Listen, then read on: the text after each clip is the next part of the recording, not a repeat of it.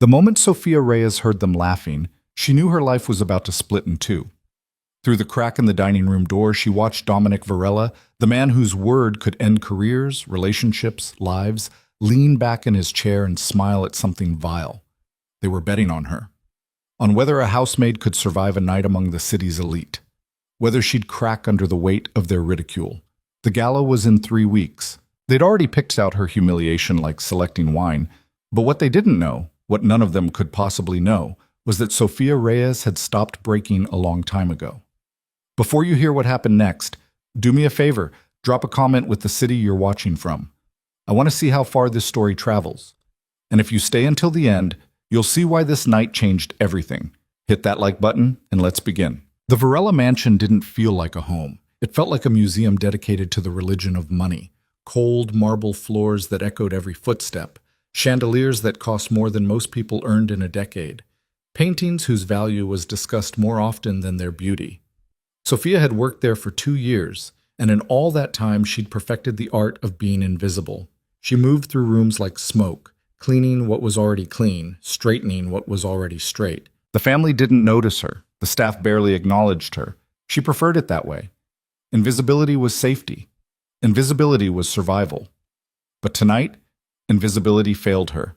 She'd been clearing glasses from the study when she heard Dominic's voice drift from the dining room. Normally, she would have left immediately. The help wasn't supposed to linger near private conversations. But something in his tone made her pause. There was a lightness to it she rarely heard, almost playful. Dominic Varela didn't do playful. "Come on, Dom. You're telling me you've never thought about it?" That was Marcus Chen, one of Dominic's oldest friends, a venture capitalist with too much money and too little conscience. Thought about what? Dominic's voice carried that dangerous edge of boredom. He was always bored. Nothing touched him anymore. Taking one of them. You know, to the spring gala. Marcus laughed, and Sophia heard ice clink in a glass. Just to see what happens. The looks on everyone's faces. One of who? Another voice now, Victor Santos, a city councilman who'd been on Dominic's payroll for years. The staff, man, the help. Imagine walking in with your maid on your arm. The scandal would be legendary. Sophia's hand froze on the tray she was holding. That's stupid, Dominic said, but there was no conviction in it. Is it? You're the one always saying the gala is boring. Same people, same conversation, same everything. This would shake it up. Marcus was warming to his own idea. Plus, you know the Harrisons would lose their minds. After what Eleanor said about your last date, Eleanor Harrison can go to hell? Exactly. So prove it. Show up with someone completely unexpected. Someone who doesn't belong. Someone who'll make all those upper crust vultures choke on their champagne. There was a pause. Sophia knew she should leave, should walk away right now, before she heard something she couldn't unhear. But her feet wouldn't move. You're actually considering this? Victor sounded amused and appalled in equal measure. I'm not considering anything, Dominic said. But Sophia had worked in this house long enough to know when he was lying. She could hear it in the slight shift of his tone, the way his words came just a fraction too quickly. What about that one? Marcus again. The quiet one. Sophia, right? Dark hair, always looks like she's solving a mathematical equation in her head. Sophia's blood turned to ice water. Sophia, Dominic repeated, and she heard genuine surprise in his voice, as if he'd forgotten she existed until that exact moment. Yeah, she's smart. You can tell just by looking at her. Probably wasted cleaning toilets, but that's not our problem. Point is, she's pretty enough that people wouldn't think you were making a statement about lowering standards, just breaking the rules. This is insane, Victor said, but he was laughing.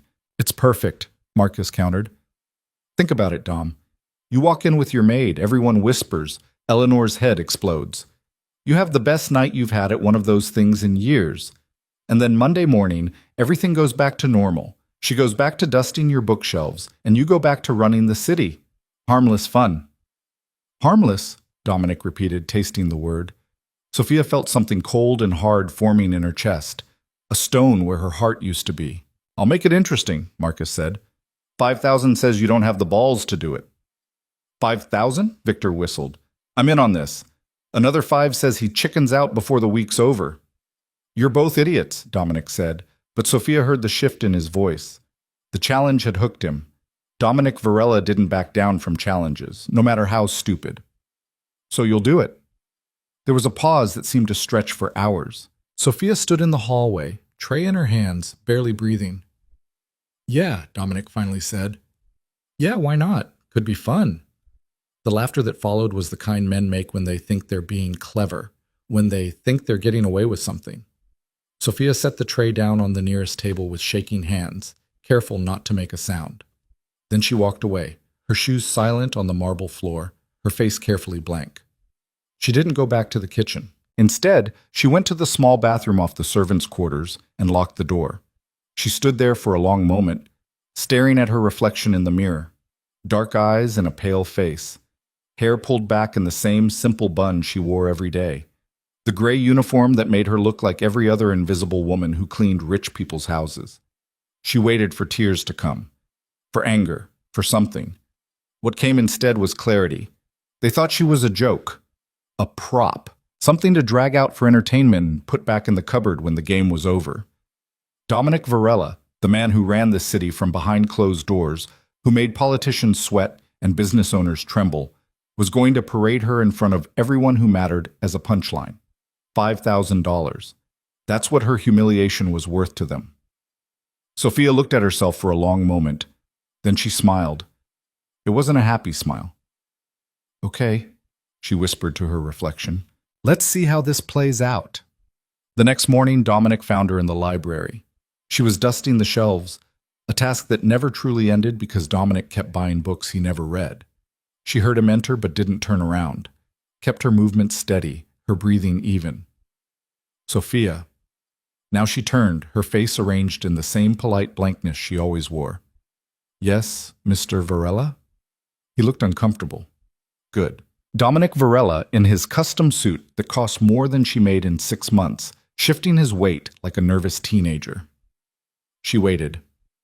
I have a proposal for you, he said finally. A proposal, sir? The Spring Gala. It's a charity event in 3 weeks. Very exclusive. I'd like you to attend, as my guest. Sophia kept her expression neutral, but her mind was racing. So he was actually going through with it. Part of her had hoped he'd wake up this morning and realize how cruel the whole thing was. But no. Here he was, asking her to participate in her own humiliation. May I ask why, sir? The question seemed to surprise him. He probably expected immediate acceptance. Gratitude, even. The poor housemaid, so honored to be noticed.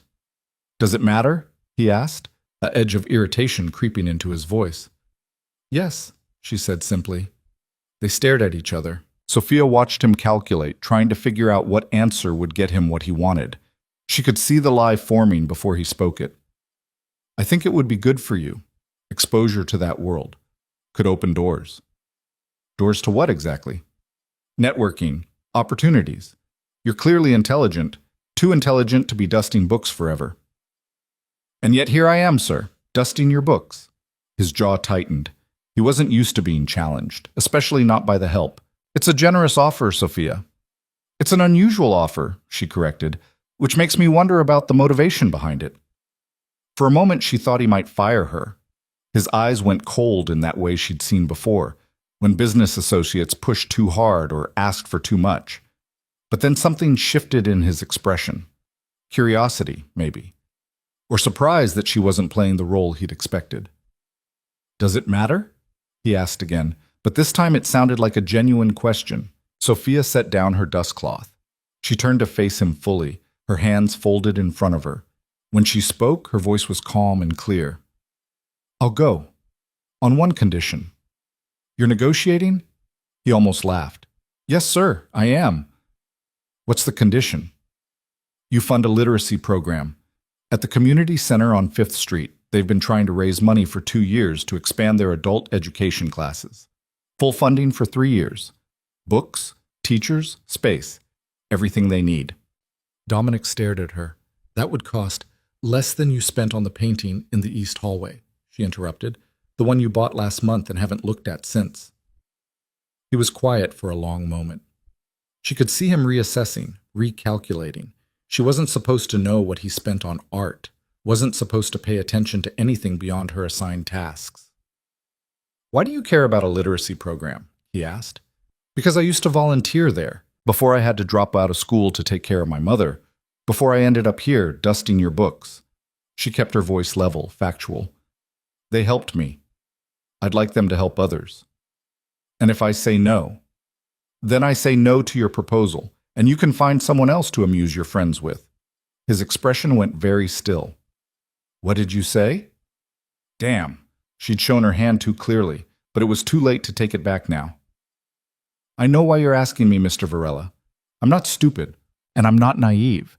But if you're going to use me for whatever game you're playing, then I'm going to get something out of it that matters, something that lasts longer than one night. The silence that followed was dangerous. She'd crossed a line. Maybe multiple lines. She waited for the explosion, for him to tell her to pack her things and get out. Instead, he laughed. It wasn't a cruel laugh. It was surprised, almost respectful. Fine, he said. I'll fund your program.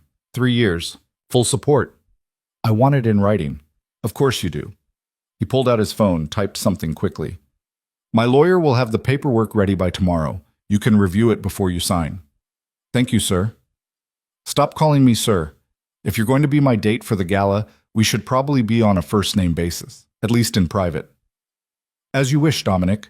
He flinched slightly at the sound of his name in her mouth. She wondered if anyone besides his mother had ever called him just Dominic, without the mister, without the title, without the fear.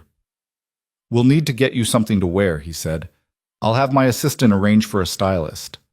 That won't be necessary. I'll handle it myself. Sophia, this isn't... You need to understand what this event is. The cost alone, I understand perfectly, and I'll handle it myself. Another long stare. Then he nodded slowly. All right, have it your way. After he left, Sophia allowed herself to lean against the bookshelf. Her hands were shaking. She'd just negotiated with Dominic Varela, and won, at least partially.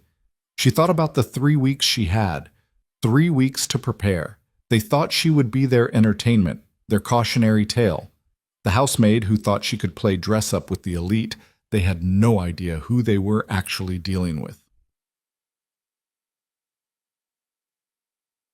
That night, after her shift ended, Sophia took the bus to the public library. It was late, but she had a key, a privilege from her volunteer days that no one had bothered to revoke. She let herself into the research section and opened her laptop. The Spring Gala. She started with the basics. It had been running for 47 years, originally started by the Vandermeer family as a showcase for their new art collection. Over time, it had evolved into the social event of the season, a place where old money mixed with new power, where deals were made over champagne, where reputations were built or destroyed based on who you talked to and how you looked doing it. Last year's gala had raised $3 million for arts education. Sophia wondered how much of that actually made it to schools versus administrative costs and overhead. She pulled up photos from previous events. Women in gowns that cost more than cars. Men in tuxedos that were probably custom made. Everyone beautiful, everyone polished, everyone belonging to a world that had its gates locked tight. She studied the guest list from last year, recognized some names from the news. Senators, tech CEOs, old money families who'd been rich since before anyone could remember why. She noted the photographers, the journalists who covered society events. She read through the coverage, paying attention to who got mentioned and why. Eleanor Harrison. That name came up repeatedly in Marcus's conversation. Sophia found her easily in the photos, blonde, mid-40s, wearing what Sophia's research told her was a vintage Chanel gown. Married to Harold Harrison, a real estate developer who'd made his fortune tearing down affordable housing to build luxury condos. Eleanor ran in the same circles as Dominic, sat on the same charity boards, attended the same exclusive events. Sophia found what she was looking for in a gossip column from 2 months ago. Sparks flew at the winter benefit when Eleanor Harrison made pointed comments about Dominic Varela's choice of companion. The notoriously private crime boss arrived with tech heiress Samantha Wu, who Harrison reportedly called new money trying too hard. Wu left in tears. Varela left alone. Harrison looked satisfied. So this was partially about Eleanor, about proving something, about revenge dressed up as entertainment. Sophia closed that tab and opened another. She had 3 weeks. 3 weeks to prepare for a night where she'd be scrutinized, judged, and dismissed, where people would be waiting for her to fail. She thought about what Dominic had offered: a stylist, professional help, everything arranged for her, making her over into whatever image fit his purposes. No. If she was going to do this, she'd do it her way, on her terms. She started a new search, not for gowns or stylists or makeup tutorials. Instead, she searched for something else entirely: the psychology of power dynamics in social settings, how to command a room, the difference between confidence and arrogance, the subtle signals of body language that communicated status. She had been invisible for 2 years. By choice, yes, but also by necessity. She'd learned to be small, to take up no space, to move through the world without making waves. That woman wouldn't survive the gala, wouldn't even make it through the entrance without being laughed out of the room, so she'd have to become someone else. Not a fake version, not a pretend rich girl playing dress up. Something different, something real.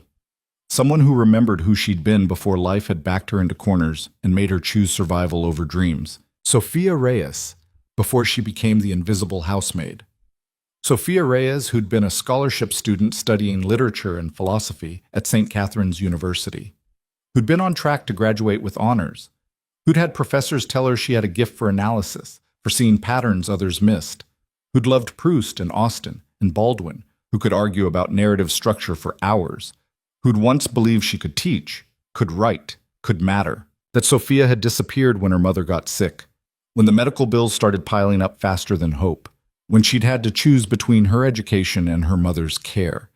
It hadn't really been a choice, but that Sophia, the one who'd read everything, who'd thought deeply about meaning and purpose and the way stories shaped reality, she was still in there, buried under 2 years of keeping her head down and her mouth shut, under the weight of exhaustion and invisible labor.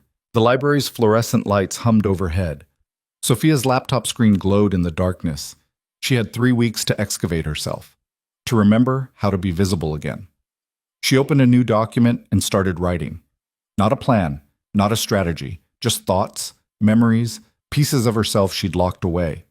The time would come soon enough to think about dresses and appearances and all the surface-level things that people like Eleanor Harrison used as weapons. But first, she needed to remember who she was beneath all that. Because if she was going to survive this, it wouldn't be by pretending to be one of them. It would be by being so completely herself that they had no choice but to see her. Word of the arrangement spread through the mansion staff within 48 hours. Sophia felt the shift immediately. The way conversation stopped when she entered the kitchen, the sideways glances from other housekeepers, the careful distance Maria kept while serving lunch. Only Carmen, the head cook who'd been with the Varela family for 20 years, said anything directly. "You know what you're doing?" she asked one afternoon while Sophia was taking her break in the kitchen. "No," Sophia admitted, "but I'm doing it anyway." Carmen studied her with dark, knowing eyes. "I worked for his father, you know. Before Dominic, different man, worse man." She poured Sophia coffee without asking. "Dominic acts like he's different, better, but he's still his father's son." "I know." "Do you?" Carmen leaned against the counter. "Because I've seen girls like you before. Smart girls who think they can handle men like him, who think they understand the game being played. And I've seen what happens when they realize they were wrong." "This isn't like that," Sophia said. "Isn't it?" Sophia wrapped her hands around the coffee mug. It was warm, real, solid. "He's using me for some kind of power play, social revenge, whatever, I know that. But I'm getting something out of it too. A literacy program, fully funded. That's worth one uncomfortable night." "If that's all it is," Carmen said softly. "One night. But these things have a way of becoming more than they started as." "I can handle it." Carmen didn't argue, just patted Sophia's shoulder and went back to her cooking. But the warning lingered. That night, Sophia found the contract on her bed.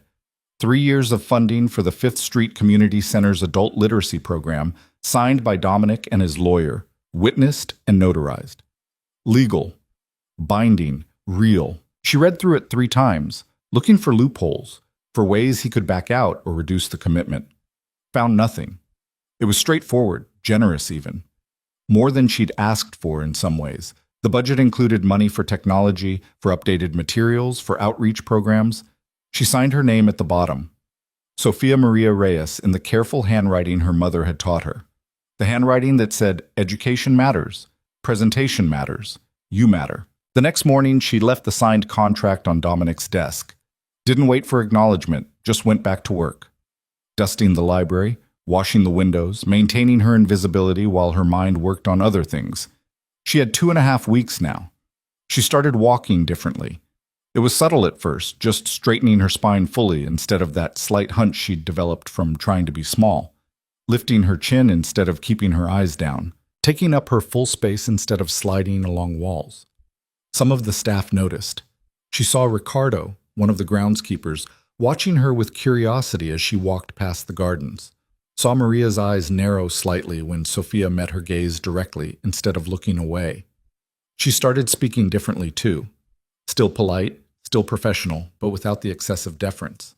When the head housekeeper asked her to stay late on her day off, Sofia said no. Simply, clearly, without apology or lengthy explanation. Just, "No, I have plans." The housekeeper blinked, startled. "Excuse me?" "I have plans that day.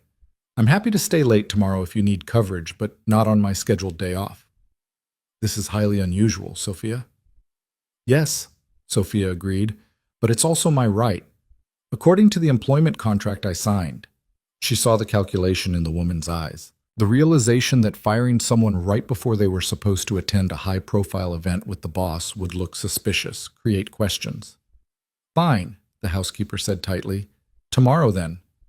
"Happy to help," Sofia said, and meant it. She wasn't trying to be difficult, just trying to remember how to have boundaries. On her day off, she went to the university. Her old university, the one she'd left 3 semesters short of graduation. She walked through the campus like a ghost visiting her own past, seeing the library where she'd spent countless hours, the quad where she'd debated philosophy with other students, the building that housed the English department. She almost didn't go in, almost turned around and left. But she'd come this far. Professor Martinez was in her office, surrounded by the same chaos of books and papers Sofia remembered. She looked up when Sofia knocked, and for a moment didn't recognize her. Then her face lit up. "Sofia, my God, it's been... how long?" 2 years almost. Come in. Sit, tell me everything. How's your mother?" "She passed 6 months ago." Professor Martinez's face fell. "Oh, sweetheart, I'm so sorry." "Thank you. It was peaceful, at the end." Sofia settled into the familiar chair across from the professor's desk. "I wanted to ask you something. I know it's been a while, but do you think I could still finish my degree?" "Of course. Your credits are still valid. You'd need to re-enroll, finish your remaining classes, write your thesis. It's absolutely possible." She pulled up something on her computer. "You were, what, 3 semesters out? With good planning, you could finish in a year and a half." "I can't afford full-time. I'd have to work." "Lots of students work. We have night classes, online options. It wouldn't be easy, but..." "Sofia, you were one of my best students. I hated seeing you leave. If you want to come back, we'll make it work." They talked for an hour, about courses, schedules, financial aid, about the thesis Sofia had started planning before she left, an analysis of power dynamics in Victorian literature, how characters who seemed powerless actually shaped narratives through subtle resistance. "That's still relevant," Professor Martinez said. "More so than ever, maybe. If you finish it, I'd be honored to advise." When Sofia left the campus, something had shifted in her chest. A door she'd thought was closed forever had opened, just a crack. The future looked different than it had that morning. She had 11 days left. Dominic found her reading in the library late one afternoon. She'd finished her work early and allowed herself the luxury of pulling down one of his unread books, a collection of essays about art and meaning. "You like that one?" he asked from the doorway. She looked up, startled. She'd thought he was out. "Sorry, I can put it back." "I asked if you liked it, not whether you had permission to read it. That's why I buy books, so they can be read." "Then why don't you read them?" The question came out before she could stop it, but instead of getting angry, he smiled slightly. "Fair question. I guess I buy them because I like the idea of being someone who reads. The reality requires more patience than I have." He came into the library, poured himself scotch from the bar cart, offered her one. She shook her head. "Working tomorrow," she said. "It's 5 o'clock." "Still working in the morning." He sat in one of the leather chairs, studying her. "You've changed." "Have I?" "You're different than you were 3 weeks ago. More," he gestured vaguely, "present." "I was always present, Dominic. You just weren't paying attention." That should have angered him. She could see him considering it, deciding whether to be offended. Then he laughed. "You're right. I wasn't." He sipped his scotch. "The gala is in 10 days. My assistant wants to know about the stylist. She's getting anxious. Tell her not to worry. I have it handled." "Sophia, this isn't something you just handle. These people will tear you apart if you show up in the wrong dress, the wrong shoes." "I know exactly what they'll do," she interrupted. "I'm not stupid, remember? You said that yourself, smart enough to be wasted dusting books." He had the grace to look uncomfortable. "I meant that as a compliment." "Did you?" "Yes, I did." She believed him, oddly enough. Dominic was many things, ruthless, calculating, dangerous, but he wasn't a liar. Not about small things, anyway. "Why did you agree?" she asked. "To fund the program. You could have said no, found someone else for your whatever this is. Because you asked for something that mattered instead of something for yourself. That's rare. In my world, everyone wants something for themselves. Power, money, connections. You wanted to help strangers learn to read. So you're rewarding me for being different? Maybe. Or maybe I'm just curious to see what happens when you walk into that room." "You mean you're curious to see if I'll embarrass you?" "No." He leaned forward. "I'm curious to see if you'll embarrass them." The honesty in his voice surprised her. He wasn't treating this as a joke anymore. Somewhere in the past 3 weeks, it had become something else. "What changed your mind?" she asked. "About what?" "About seeing me as entertainment. I heard you that night. You and Marcus and Victor, the bet, the whole thing." He went very still. "You were listening." "I was working. You were talking. The walls aren't that thick." She closed the book, set it aside. "I'm not angry. Well, I was, but I'm not anymore. Because if you hadn't had that stupid conversation, you never would have noticed me. And I never would have gotten the program funded. So in a way, your cruelty accidentally did something good." "I wasn't trying to be cruel." "No, you were being thoughtless. Which is worse, in some ways. Cruelty requires awareness. You just didn't see me as real." The silence that followed was heavy. She watched him process that, turn it over, examine it from angles. Finally, he nodded. "You're right. I'm sorry." 2 words. Simple. But she heard the weight behind them. "Thank you," she said. "For what it's worth, I don't see this as a joke anymore, and I'll make sure everyone there knows you're my guest. Actually my guest, not a statement or a prop or whatever I thought this was going to be." "I appreciate that, but it won't matter." "What do you mean?" "They'll think what they're going to think regardless of what you say.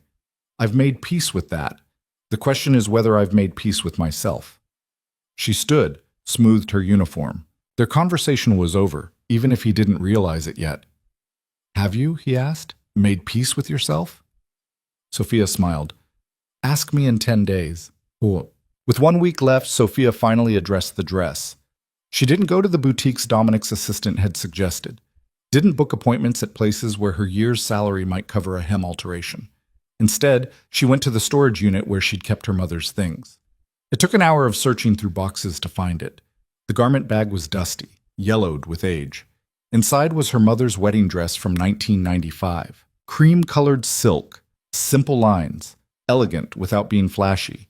Her mother had worn it once, then packed it away for a daughter who might want it someday. Sophia brought it home to her tiny apartment, the one she still kept even though she could have lived at the mansion. She spent the entire weekend with it spread across her kitchen table, carefully examining every seam, every line. The style was dated, the color was wrong for modern tastes. But the bones of it, the structure, the quality of the fabric, those were timeless. She found a seamstress in her neighborhood, an older woman who did alterations out of her living room. Mrs. Chen examined the dress with expert hands, Good silk, she said. Real silk. They don't make it like this anymore. You want me to update it? I want you to transform it, Sophia said. Keep the fabric, keep the structure, but make it new. Make it mine. They worked together over the next several days. Mrs. Chen had an eye for design that Sophia hadn't expected. Together, they deconstructed the dress, removed the dated details, restructured the bodice, created clean modern lines while preserving the integrity of the original. The cream color wouldn't do. It washed Sophia out. But Mrs. Chen knew a dyer who specialized in natural fabrics. They settled on a deep midnight blue, the color of the sky just after sunset. This will cost time, Mrs. Chen warned.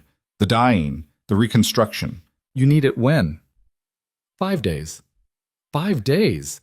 Mrs. Chen shook her head. Impossible. I'll pay extra. Whatever you need. Mrs. Chen looked at her, really looked at her. This is important to you. Yes. Why?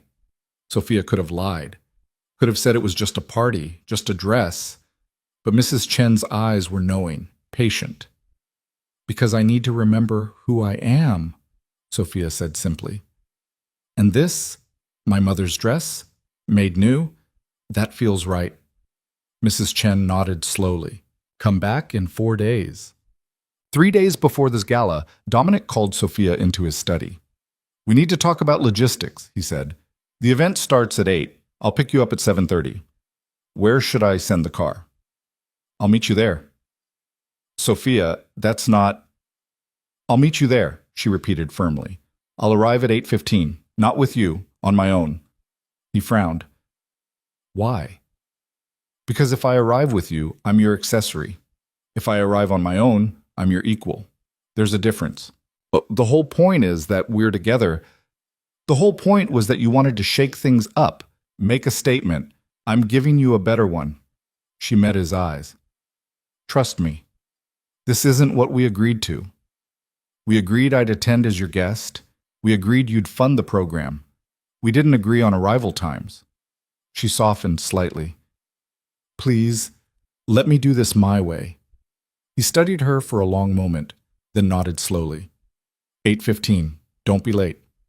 I won't be. As she turned to leave, he called after her. Sophia, I know I keep saying this, but are you sure you know what you're walking into? She paused at the door. No, but I'm walking into it anyway. 2 days before the gala, the dress was ready. When Sophia picked it up from Mrs. Chen's apartment, she barely recognized it. The midnight blue silk caught the light, shimmering without being flashy. The lines were clean, modern, elegant. It looked expensive without trying to. It looked real. You try it on, Mrs. Chen insisted. In Mrs. Chen's bathroom, Sophia slipped into the dress. It fit perfectly. Mrs. Chen had insisted on multiple fittings, getting every measurement exact. Sophia looked at herself in the small mirror. She looked like herself. Not like someone trying to be something else. Not like an imitation of wealth. Just herself. If herself had been allowed to bloom instead of being pruned back by necessity. Well, Mrs. Chen called from outside. Sophia opened the door. Mrs. Chen smiled, her eyes crinkling. Good, very good. You'll show them. Show them what? That you don't need their approval to matter. Look, the night before the gala, Sophia couldn't sleep. She lay in her small apartment, staring at the ceiling, thinking about what was coming. In less than 24 hours, she'd walk into a room full of people who'd spent their lives learning how to exclude others, who'd perfected the art of the cutting remark, the dismissive glance, the subtle cruelty. She thought about backing out, about calling Dominic and saying she'd changed her mind, about staying invisible, staying safe. But she'd already signed the contract. The program was funded. And more than that, she'd already changed. She could feel it in how she carried herself, how she spoke, how she moved through the world. Going back to being invisible would be like trying to stuff herself back into a box that no longer fit. Around 3 in the morning, she got up and went to her bookshelf. Found her old copy of Jane Eyre, the one from her first year at university, opened to a passage she'd underlined years ago. I am no bird, and no net ensnares me. I am a free human being with an independent will. She'd forgotten about that line, about why it had mattered to her once. Tomorrow night, she'd remember. She slept for a few hours, dreamless and deep. When she woke, sunlight was streaming through her window. The day of the gala had arrived. She went through her morning routine with careful precision, showered, dried her hair, laid out everything she'd need for that evening.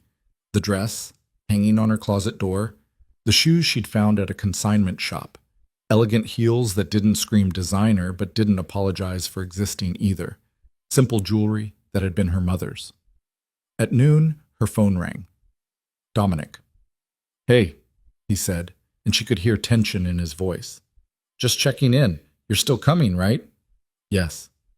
"Good. Good. I know I've been weird about this whole thing, but I want you to know I've got your back tonight. If anyone says anything—" "Dominic," she interrupted gently. "I appreciate that, but I need to handle this myself. Whatever happens, let me handle it." "That's what I'm afraid of." "Why?" "Because I'm starting to realize I have no idea what you're planning." She smiled. "Good. Sophia, I'll see you at 8:15. She hung up before he could argue. The rest of the afternoon passed in a strange haze. She ate lunch without tasting it, read a book without absorbing it, tried to calm the nervous energy building in her chest. At 6 o'clock, she started getting ready. She took her time with everything, styled her hair simply, down, natural waves, nothing trying too hard. Minimal makeup, just enough to look polished, not enough to look like someone else. The dress slipped on like water, settled on her like it had been made for this exact moment. When she was fully ready, she looked at herself in the mirror. The woman looking back was someone she recognized. Not the Sophia who'd spent 2 years being invisible. Not the Sophia who'd been a scholarship student struggling to survive. But all the Sophias she'd ever been, combined into one person who was done apologizing for existing. She called a car. Not Dominic's driver, just a regular ride service. Gave the address for the venue, the Grand Asherton Hotel, where the spring gala had been held for decades. At 8:10, she stood outside the hotel, watching black cars pull up, watching beautiful people emerge and disappear into the golden light beyond the doors. She took a deep breath. Then she walked forward toward whatever was waiting. The lobby of the Grand Asherton was exactly what Sophia expected. Marble columns, crystal chandeliers dripping light like expensive rain, waiters circulating with champagne that probably cost more per glass than her weekly grocery budget, women in gowns that whispered against the floor, men in tuxedos so perfectly tailored they looked like uniforms for a club that would never let her join. She stood at the entrance for a moment, taking it in. Not intimidated, just observing, making mental notes about the geography of power in this room, who stood where, who talked to whom, the invisible hierarchies that organized these people like iron filings around a magnet. A photographer near the entrance spotted her, raised his camera reflexively, then lowered it when he realized he didn't recognize her. Not worth the film. She wasn't anybody. Yet. She moved forward, and the crowd parted without realizing they were doing it. That was the first test passed. The dress worked. Mrs. Chen had been right about the color, about the lines. Sophia didn't look like she was trying to compete. She looked like she had nothing to prove. Near the bar, she spotted Marcus Chen first. He was talking to a couple in their 60s, laughing at something the man said. He hadn't seen her yet.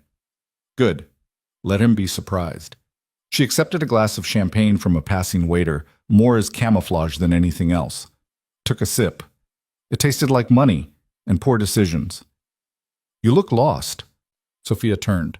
The woman addressing her was maybe 50, wearing diamonds that could probably pay off a small country's debt. Her smile didn't reach her eyes. "Just arrived," Sophia said evenly. "I don't think we've met. I'm Catherine Vandermeer. My family hosts this little gathering." Little gathering, right. Sophia recognized the name. Old money, the kind that predated most people's grandparents. Catherine Vandermeer wasn't just rich, she was institutional. "Sophia Reyes," she said, extending her hand. Catherine's handshake was brief, assessing. "Reyes, I don't know that family." "You wouldn't. We're not from around here." "Where are you from, dear?" The condescension in that dear was surgical. Sophia smiled. "The East Side, born and raised." Catherine's eyebrows lifted fractionally. The East Side was code for everything this room wasn't. Working class, immigrant families, people who rode buses instead of being driven. "How interesting. And what brings you to our event?" "I'm here with Dominic Varela." That got a reaction. Catherine's expression shifted from polite dismissal to sharp interest. Dominic, of course. Where is he? Not sure. We arrived separately. How modern. Catherine's tone suggested it was anything but a compliment. Well, enjoy yourself, dear. The silent auction is in the West Gallery if you're interested. Though I'm not sure, she paused delicately, what your price range might be. She glided away before Sophia could respond. First blood drawn. Sophia took another sip of champagne and reminded herself that this was exactly what she'd expected. Across the room, she finally spotted Dominic.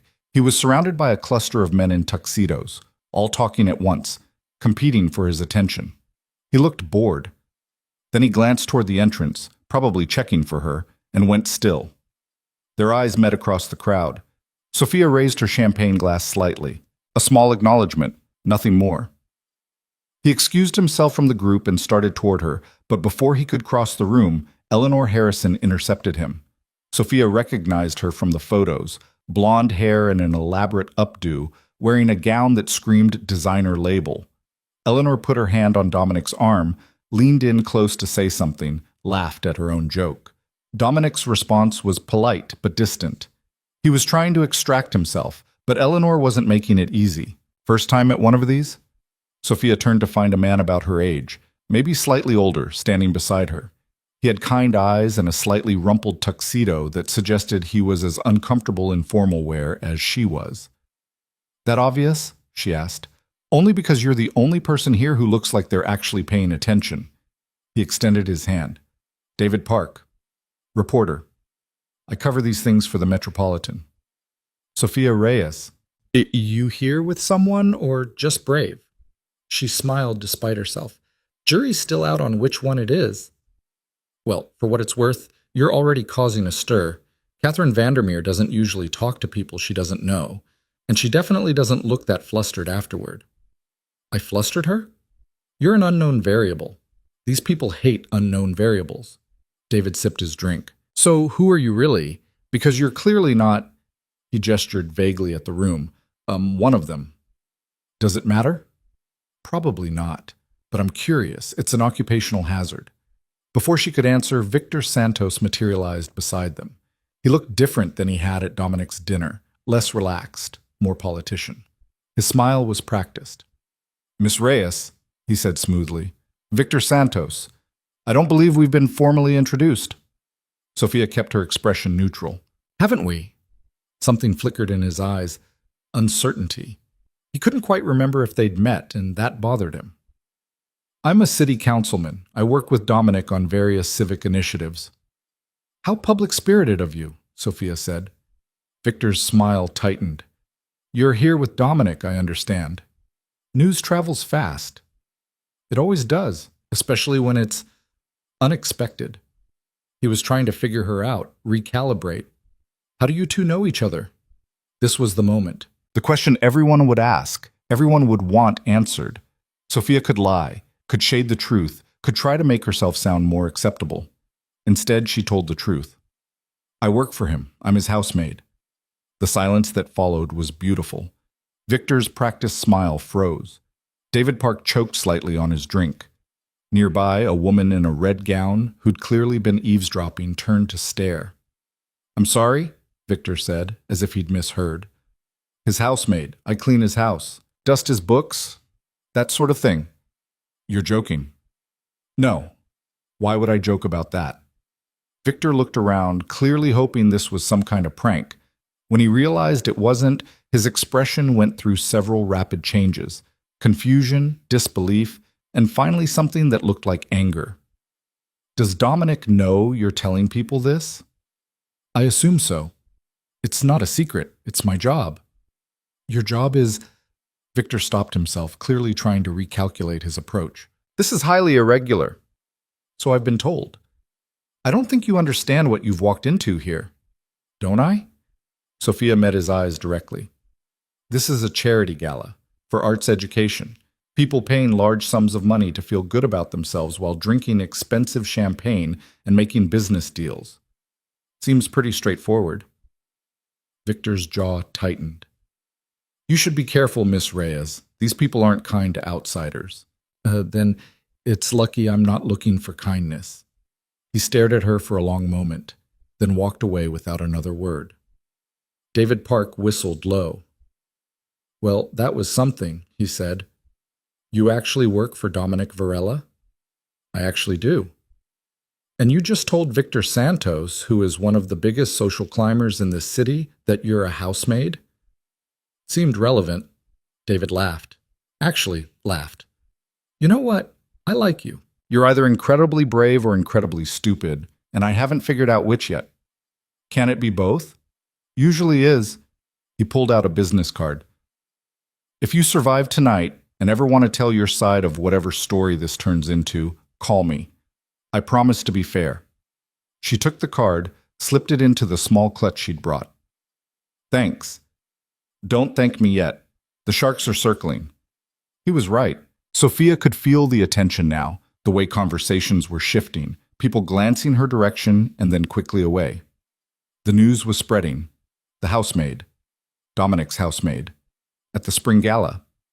Dominic finally managed to extract himself from Eleanor and made his way to Sophia. His expression was carefully controlled, but she could see tension in his shoulders. You told Victor you're my maid, he said quietly. I told him the truth. I was going to... We could have said you were a consultant or a business associate, something that wouldn't what? Embarrass you? Make this harder for you. She studied his face. He actually looked concerned, not for himself, but for her. Dominic, if I'm going to be here, I'm going to be here as myself, not as some sanitized version that makes these people comfortable. That was never the deal. I know, but... He stopped, shook his head. You're right. You're absolutely right. I just didn't expect you to lead with it. Would you prefer I lied? I'd prefer you to be safe. The word hung between them. Safe. As if she'd ever been safe in any space she'd occupied. As if safety was something she could afford to prioritize. Too late for that, she said. A woman in a silver gown approached, her smile sharp. Dominic, darling, you must introduce me to your friend. Sophia, this is Margaret Chen. Margaret, Sophia Reyes. Chen? Sophia asked. Are you related to Marcus? My husband, unfortunately. Margaret's smile didn't waver. Though I try not to hold that against myself. I hear you work for Dominic. That's right. How refreshing. Most of the women he brings to these things are trying desperately to marry him. At least you have realistic expectations. The insult was delivered with such practiced sweetness that it took a moment to land. Dominic stiffened beside her. Margaret, it's fine, Sophia interrupted. She turned to Margaret with a calm smile. You're right. I do have realistic expectations. I expect people to show their true character eventually, and they rarely disappoint. Margaret's smile froze. I'm not sure what you mean by that. I'm sure you'll figure it out. Another woman joined them, this one older, wearing emeralds. Is this her? The maid everyone's talking about? Her name is Sophia, Dominic said tightly. Of course, of course. No offense intended, dear. The woman looked Sophia up and down like she was evaluating livestock. That's a lovely dress. Is it vintage? It was my mother's wedding dress. I had it altered. How sentimental. The word dripped with disdain. Most people rent for these occasions, or buy off the rack if budget is a concern. Budget wasn't the concern, Sophia said. Meaning was. How poetic. The woman turned to Dominic. Where did you find her? She's quite articulate for... Don't finish that sentence, Dominic said, and his voice had gone cold. I'm serious, Linda. Don't. Linda blinked, startled. I was simply going to say... I know what you were going to say. And if you want to keep your seat on the hospital board, you'll think of something else to talk about. The threat was delivered quietly, almost casually. But Linda went pale. She mumbled an excuse and fled. You didn't have to do that, Sophia said. Yes, I did. That was about to get ugly. It's already ugly. That's the point, isn't it? You brought me here to make things uncomfortable. Congratulations. Mission accomplished. She walked away before he could respond, heading toward the gallery where the silent auction was set up. She needed a moment, just a moment to breathe and remember why she was doing this. The gallery was quieter, fewer people. Paintings lined the walls, modern art that Sophia suspected was expensive because it was incomprehensible. She stopped in front of a canvas that was just blue. Different shades of blue, but still, just blue. Rothko, a voice said beside her. Color field painting. This one's probably worth about $2 million. Sophia glanced over. The speaker was a man in his 30s, wearing a tuxedo that fit like it had been made for him. He had dark hair and an easy smile that didn't quite reach his eyes. The $2 million for blue paint, she said. It's not about the paint. It's about the meaning, the emotion, what it makes you feel. What does it make you feel? He considered. Honestly, like I'm at a party where people spend $2 million on blue paint. Despite everything, Sophia laughed. Fair answer. I'm Andrew Vandermeer. Related to Catherine? Unfortunately, she's my mother. He said it with the weariness of someone who'd been explaining his family for years. You're Sophia, the housemaid who's causing all the drama. Is that what I'm doing? According to my mother, you're single-handedly destroying the social order. According to everyone else, you're the most interesting thing to happen at one of these in years. He studied her. Can I ask you something? You're going to anyway. Why did you come? You had to know it would be like this. Sophia looked back at the painting. $2 million worth of blue. Because I was tired of being invisible, she said finally. And because someone offered me a chance to be visible, even if it meant walking into a room full of people who hate me for it. They don't hate you, don't they? No, they're threatened by you. There's a difference. Andrew leaned against the wall. See, everyone here knows their place, knows the rules. You're breaking rules they didn't even know could be broken. That's terrifying to them. Good, he smiled. Yeah, good. He pushed off the wall. For what it's worth, I hope you make it through the night. We could use more people like you in this world. People like me? People who give a damn about something other than themselves. He walked away, leaving Sophia alone with the expensive blue painting. She stared at it for a while longer, trying to see what $2 million of meaning looked like. All she saw was blue. When she returned to the main ballroom, dinner was being announced. She found her seat at Dominic's table. Of course she was at his table. The seating arrangement alone was probably causing heart palpitations among the event organizers. The table included Marcus Chen and his wife Margaret, Victor Santos and his wife Amanda, a tech CEO named Richard Something, and Eleanor Harrison with her husband Harold. Everyone was already seated except Eleanor, who arrived a moment after Sophia, clearly timing her entrance. Eleanor's eyes went wide when she saw Sophia in the chair next to Dominic's. Oh, she said, her voice carrying across the table. I didn't realize we were doing assigned seating for everyone. Everyone who was invited. Yes, Dominic said coolly. Eleanor slid into her seat, her smile tight. Of course, how inclusive. She turned to Sophia with exaggerated interest. So Sophia, was it? Tell us about yourself. What do you do? I work for Dominic. Yes, so I heard. In what capacity? Here it was again, the moment of truth, over and over. I'm his housemaid. Harold Harrison choked on his water. Richard the tech. CEO's eyebrows shot up. Amanda Santos looked like she wanted to disappear under the table. Only Marcus seemed unsurprised. He'd known this was coming. He'd helped engineer it. Eleanor's smile could have cut glass. How enterprising of you. I've always admired people who work with their hands. Have you? Sophia asked mildly. Oh, yes. There's such dignity in honest labor. So few people appreciate that anymore. Eleanor sipped her wine. Though I must say I'm surprised Dominic brought staff to a social event. That's rather unconventional. I didn't bring staff, Dominic said. I brought a guest. Of course. My mistake. Eleanor turned back to Sophia. And how are you finding the evening so far? I imagine this must all be quite overwhelming for you. It's interesting, Sophia said. Interesting. How diplomatic. Eleanor leaned forward conspiratorially. You must tell me where you got that dress. It's so unique. It was my mother's. Oh. Eleanor sat back, her smile never wavering. Well, how sentimental. Though perhaps next time you might consider something more contemporary. The vintage look can be so hit or miss. I like it, Margaret Chen said quietly. Everyone turned to look at her. Margaret rarely spoke at these events, usually content to let Marcus hold court. But now she was looking at Sophia with something that might have been respect. "The dress," Margaret continued, "it's beautiful. And the fact that it belonged to your mother, that it means something, that's worth more than anything you could buy in a store."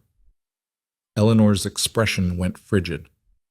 "How sweet of you to say, Margaret, though I suppose not everyone has your bohemian sensibilities." "Bohemian," Marcus repeated, and there was an edge in his voice. "Is that what we're calling good taste now?" The tension at the table could have been cut with a knife. Sophia realized that something was happening here, some dynamic she didn't fully understand. Margaret and Eleanor clearly had history, and Marcus, who'd been in on the original joke, was now defending his wife's defense of Sophia. People were complicated. Loyalties shifted. Nothing was as simple as it seemed. Dinner was served.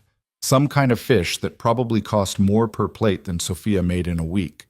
She ate carefully, aware that everyone at the table was watching her, waiting for her to use the wrong fork or commit some other unforgivable breach of etiquette. But Sophia's mother had been a stickler for manners, had insisted that knowing how to conduct yourself at a formal dinner was a form of armor, a way of moving through worlds that didn't want you.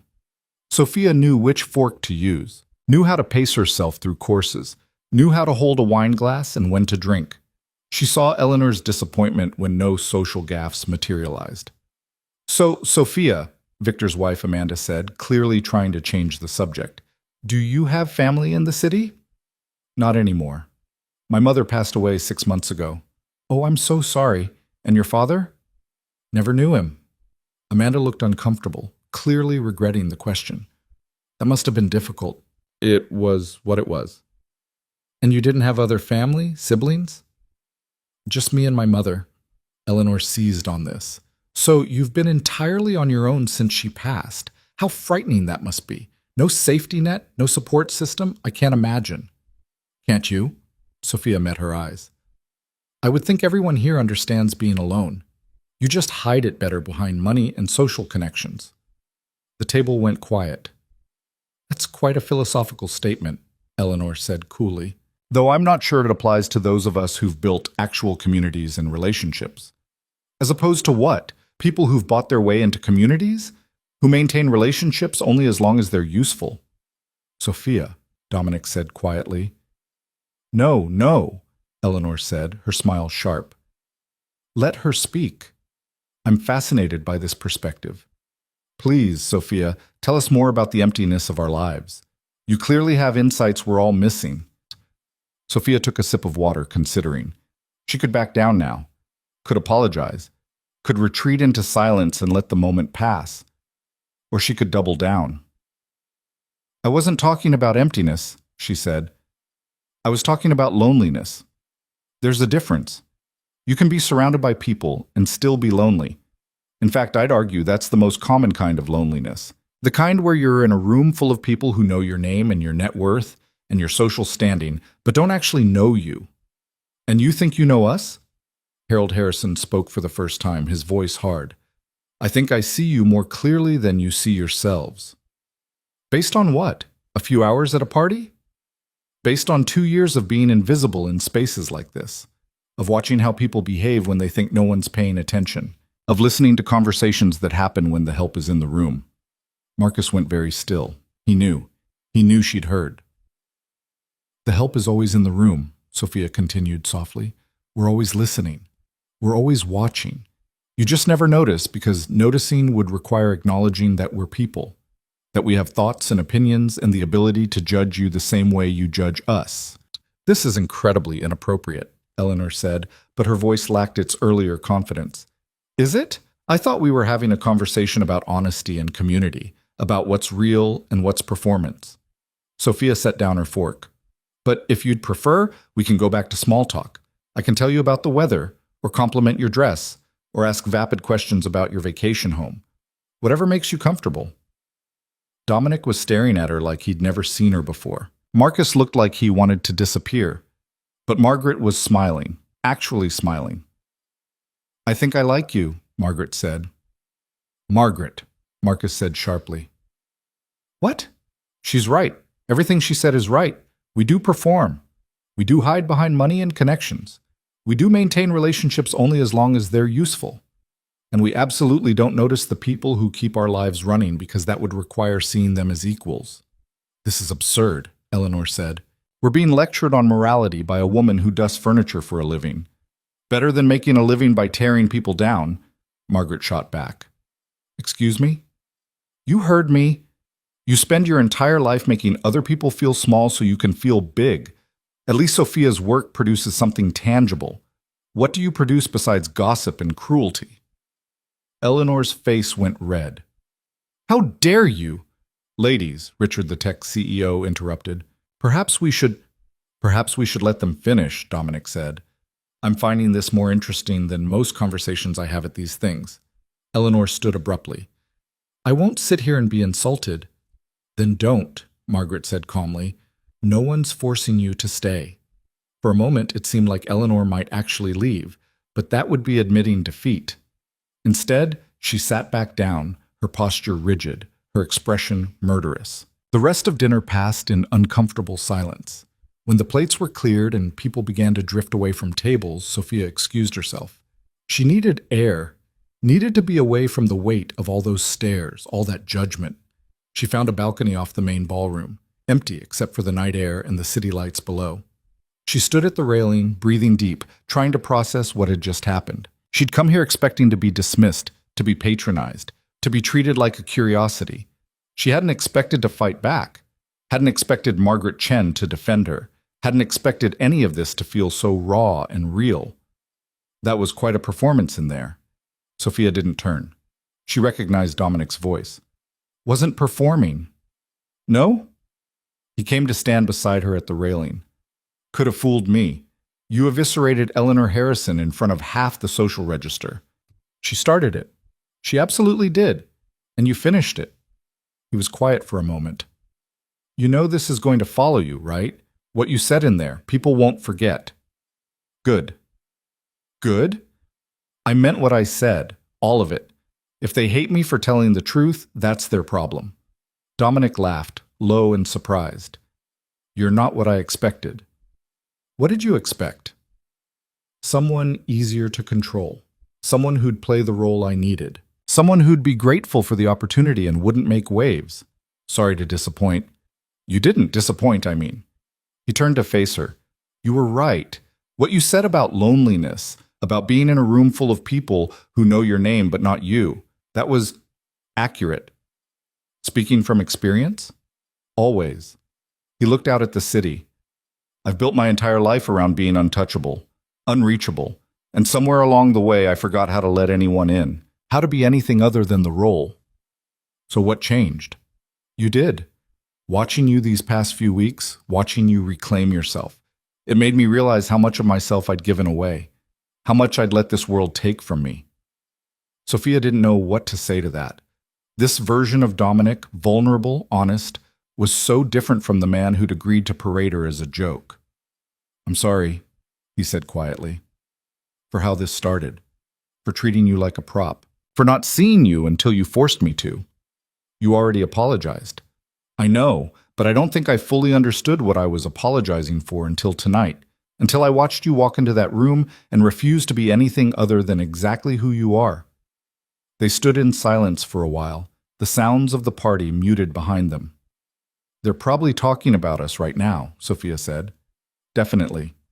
Does that bother you? Not even a little bit. He smiled. For the first time in years, I don't care what they think. That might be the most honest thing you've ever said to me. Yeah, it might be. The balcony door opened and David Park stuck his head out. Sorry to interrupt, but you two should probably come back inside.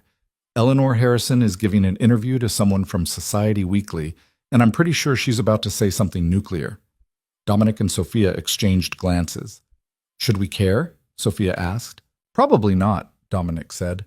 But it might be entertaining to watch. They went back inside. Eleanor was holding court near the main staircase, surrounded by a small crowd that had gathered like vultures sensing blood. The reporter from Society Weekly, a thin woman with severe glasses and a digital recorder, was nodding along as Eleanor spoke, her expression carefully neutral, but her eyes bright with the kind of interest that spelled trouble. I'm simply saying that standards exist for a reason, Eleanor was saying as Sophia and Dominic approached. These events have a certain decorum, a certain expectation of behavior. When someone comes in and deliberately disrupts that, it reflects poorly on everyone involved. Are you referring to anyone specific? The reporter asked, though her eyes had already found Sophia in the crowd. I wouldn't want to name names, that would be crass. But I think we all know what I'm talking about. Eleanor's smile was poisonous. There's a difference between being inclusive and being desperate for attention, between breaking barriers and breaking basic social contracts. Social contracts, Sophia repeated, stepping forward before Dominic could stop her. The crowd parted slightly, creating a clear sight line between her and Eleanor. What exactly is the social contract you're referring to? Eleanor's eyes glittered. She'd been hoping for this confrontation. The understanding that certain spaces require certain qualifications, that you can't simply walk into a room and demand to be taken seriously without having earned that right. And how does one earn that right? By being born into the right family? By marrying into money? By spending decades perfecting the art of making other people feel inferior? The reporter's recorder was running. Sophia could see the red light blinking, capturing every word. Part of her knew she should stop, should walk away before this became permanent, but a larger part didn't care anymore. I've earned my place through contribution, Eleanor said coldly, through years of service to this community, through charitable work, through writing checks, Sophia interrupted. You write checks and attend parties and call it contribution. But tell me, Eleanor, when was the last time you actually did anything? When was the last time you created something, built something, helped someone without a photographer present? How dare you question my charitable work? I'm not questioning your charitable work. I'm questioning whether writing a tax-deductible check while wearing a gown that costs more than most people make in a year actually counts as charity, or if it's just another form of performance. The crowd had grown. Sophia could see faces she recognized from dinner, from the earlier conversations. Catherine Vandermeer had materialized at the edge of the group, her expression unreadable. Andrew was there too, watching with frank interest. You have no idea what you're talking about, Eleanor said, but her voice had lost some of its confidence. You've been in this world for what, a few hours? And you think you understand how it works? I've been cleaning up after this world for 2 years. I've seen the mess you people leave behind when you think no one's watching. I've seen the waste, the excess, the casual cruelty disguised as sophistication. So yeah, I think I understand exactly how it works. Then why are you here? Eleanor's voice went sharp. If we're all so terrible, if this world is so corrupt, why did you accept Dominic's invitation? Why dress up and come to our party and eat our food and drink our champagne? It was a fair question. Maybe the fairest question anyone had asked all night. Sophia took a breath. When she spoke, her voice was quieter, but somehow it carried further than Eleanor's outrage.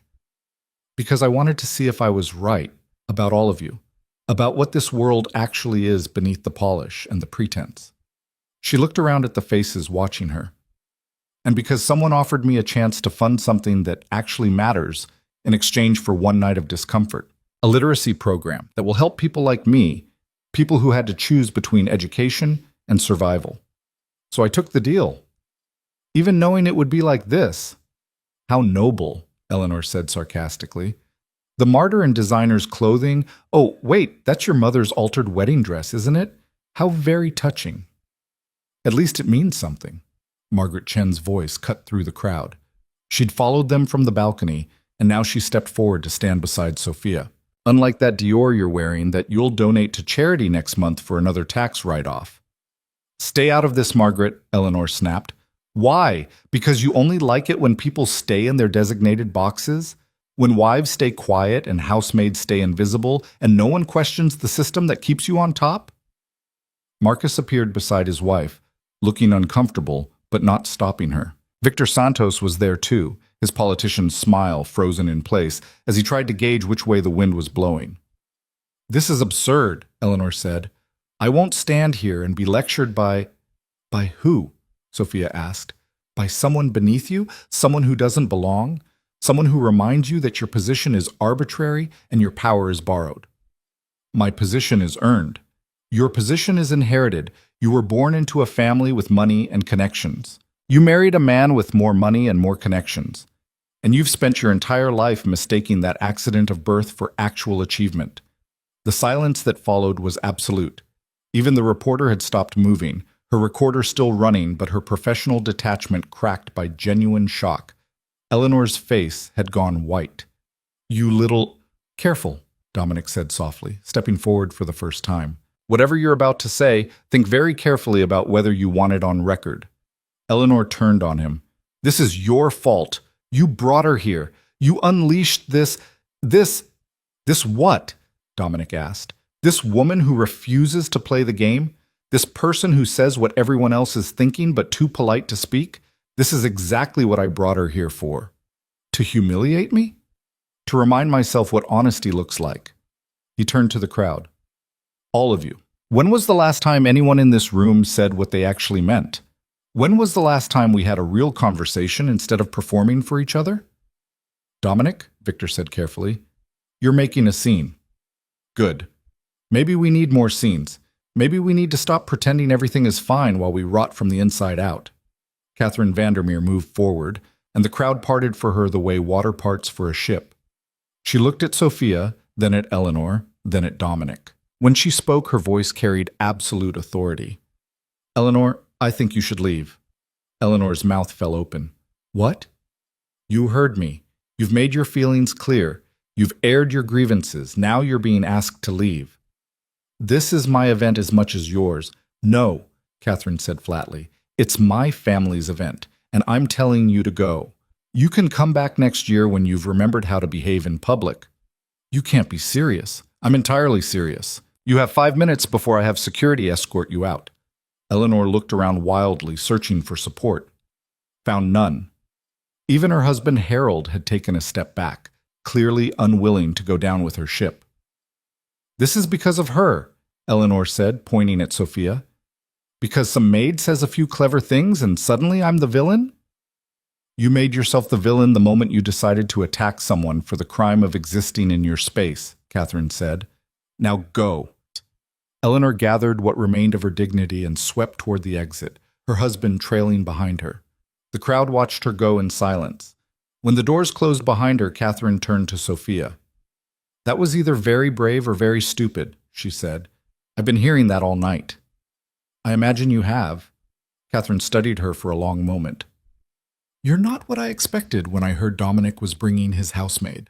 "What did you expect?" "Someone easier to dismiss. Someone who would know her place and stay in it." Catherine's expression shifted, became something almost like respect. "I was wrong, and I don't often admit that." "What changed your mind?" "You did. By refusing to apologize for who you are.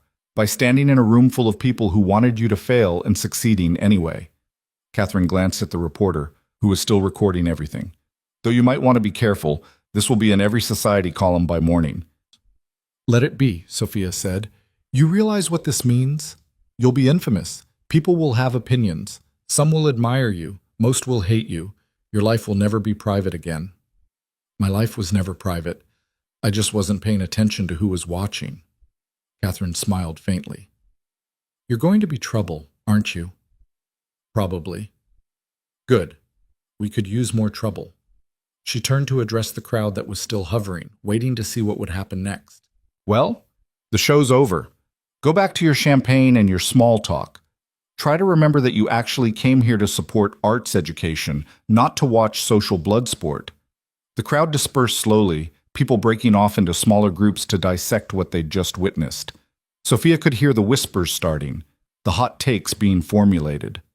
By morning, she'd be a story people told. The housemaid who stood up to Eleanor Harrison. The woman who crashed high society and refused to leave. She wondered if she'd regret this, if the cost of visibility would turn out to be higher than she'd anticipated. David Park appeared at her elbow, grinning. "That was the best thing I've seen at one of these in 15 years. Please tell me I can quote you." "Which part?" "All of it. Every single word. My editor is going to lose her mind." "Go ahead. I meant what I said." He pulled out his notebook, started scribbling. "Can I get a few follow-up questions? For context? Now? Unless you're busy being the most talked-about person at this party." Sophia glanced at Dominic, who shrugged. "Might as well. Damage is done anyway." They found a quiet corner away from the main crowd. David clicked his pen, all professional now. So, Sophia Reyes, age? 24. Education? Some college. St. Catherine's University. Had to leave before graduating. Why? My mother got sick. Someone had to take care of her. Someone had to pay the medical bills. He wrote that down. And you ended up working for Dominic Varela because I needed a job that paid enough to cover her care. And he was hiring. Did you know who he was? What he does? Sophia hesitated. This was dangerous territory. Dominic's business dealings weren't exactly public knowledge, weren't exactly legal, if the rumors were true. I knew he was wealthy and influential, she said carefully. I didn't ask too many questions. David studied her. Smart answer, diplomatic. I'm learning. What made you agree to come tonight? You had to know it would be difficult. He offered to fund a literacy program. 3 years of full support for the 5th Street Community Center. That was worth one night of discomfort. Just one night? That was the deal. And after tonight? What happens to you and Dominic? Sophia looked across the room to where Dominic was talking with Andrew Vandermeer and a couple of other men she didn't recognize. He looked different than he had that first night at his dinner table. Less remote. More present. I don't know, she said honestly. We didn't plan this far ahead. Do you want there to be an after tonight? It was a personal question, maybe too personal. But David's eyes were kind, genuinely curious rather than intrusive. I want to finish my degree, Sophia said. I want to work at the community center, help other people who fell through the cracks like I did. I want to build something that matters. Whether Dominic is part of that, we'll see. That's very measured. What do you want me to say?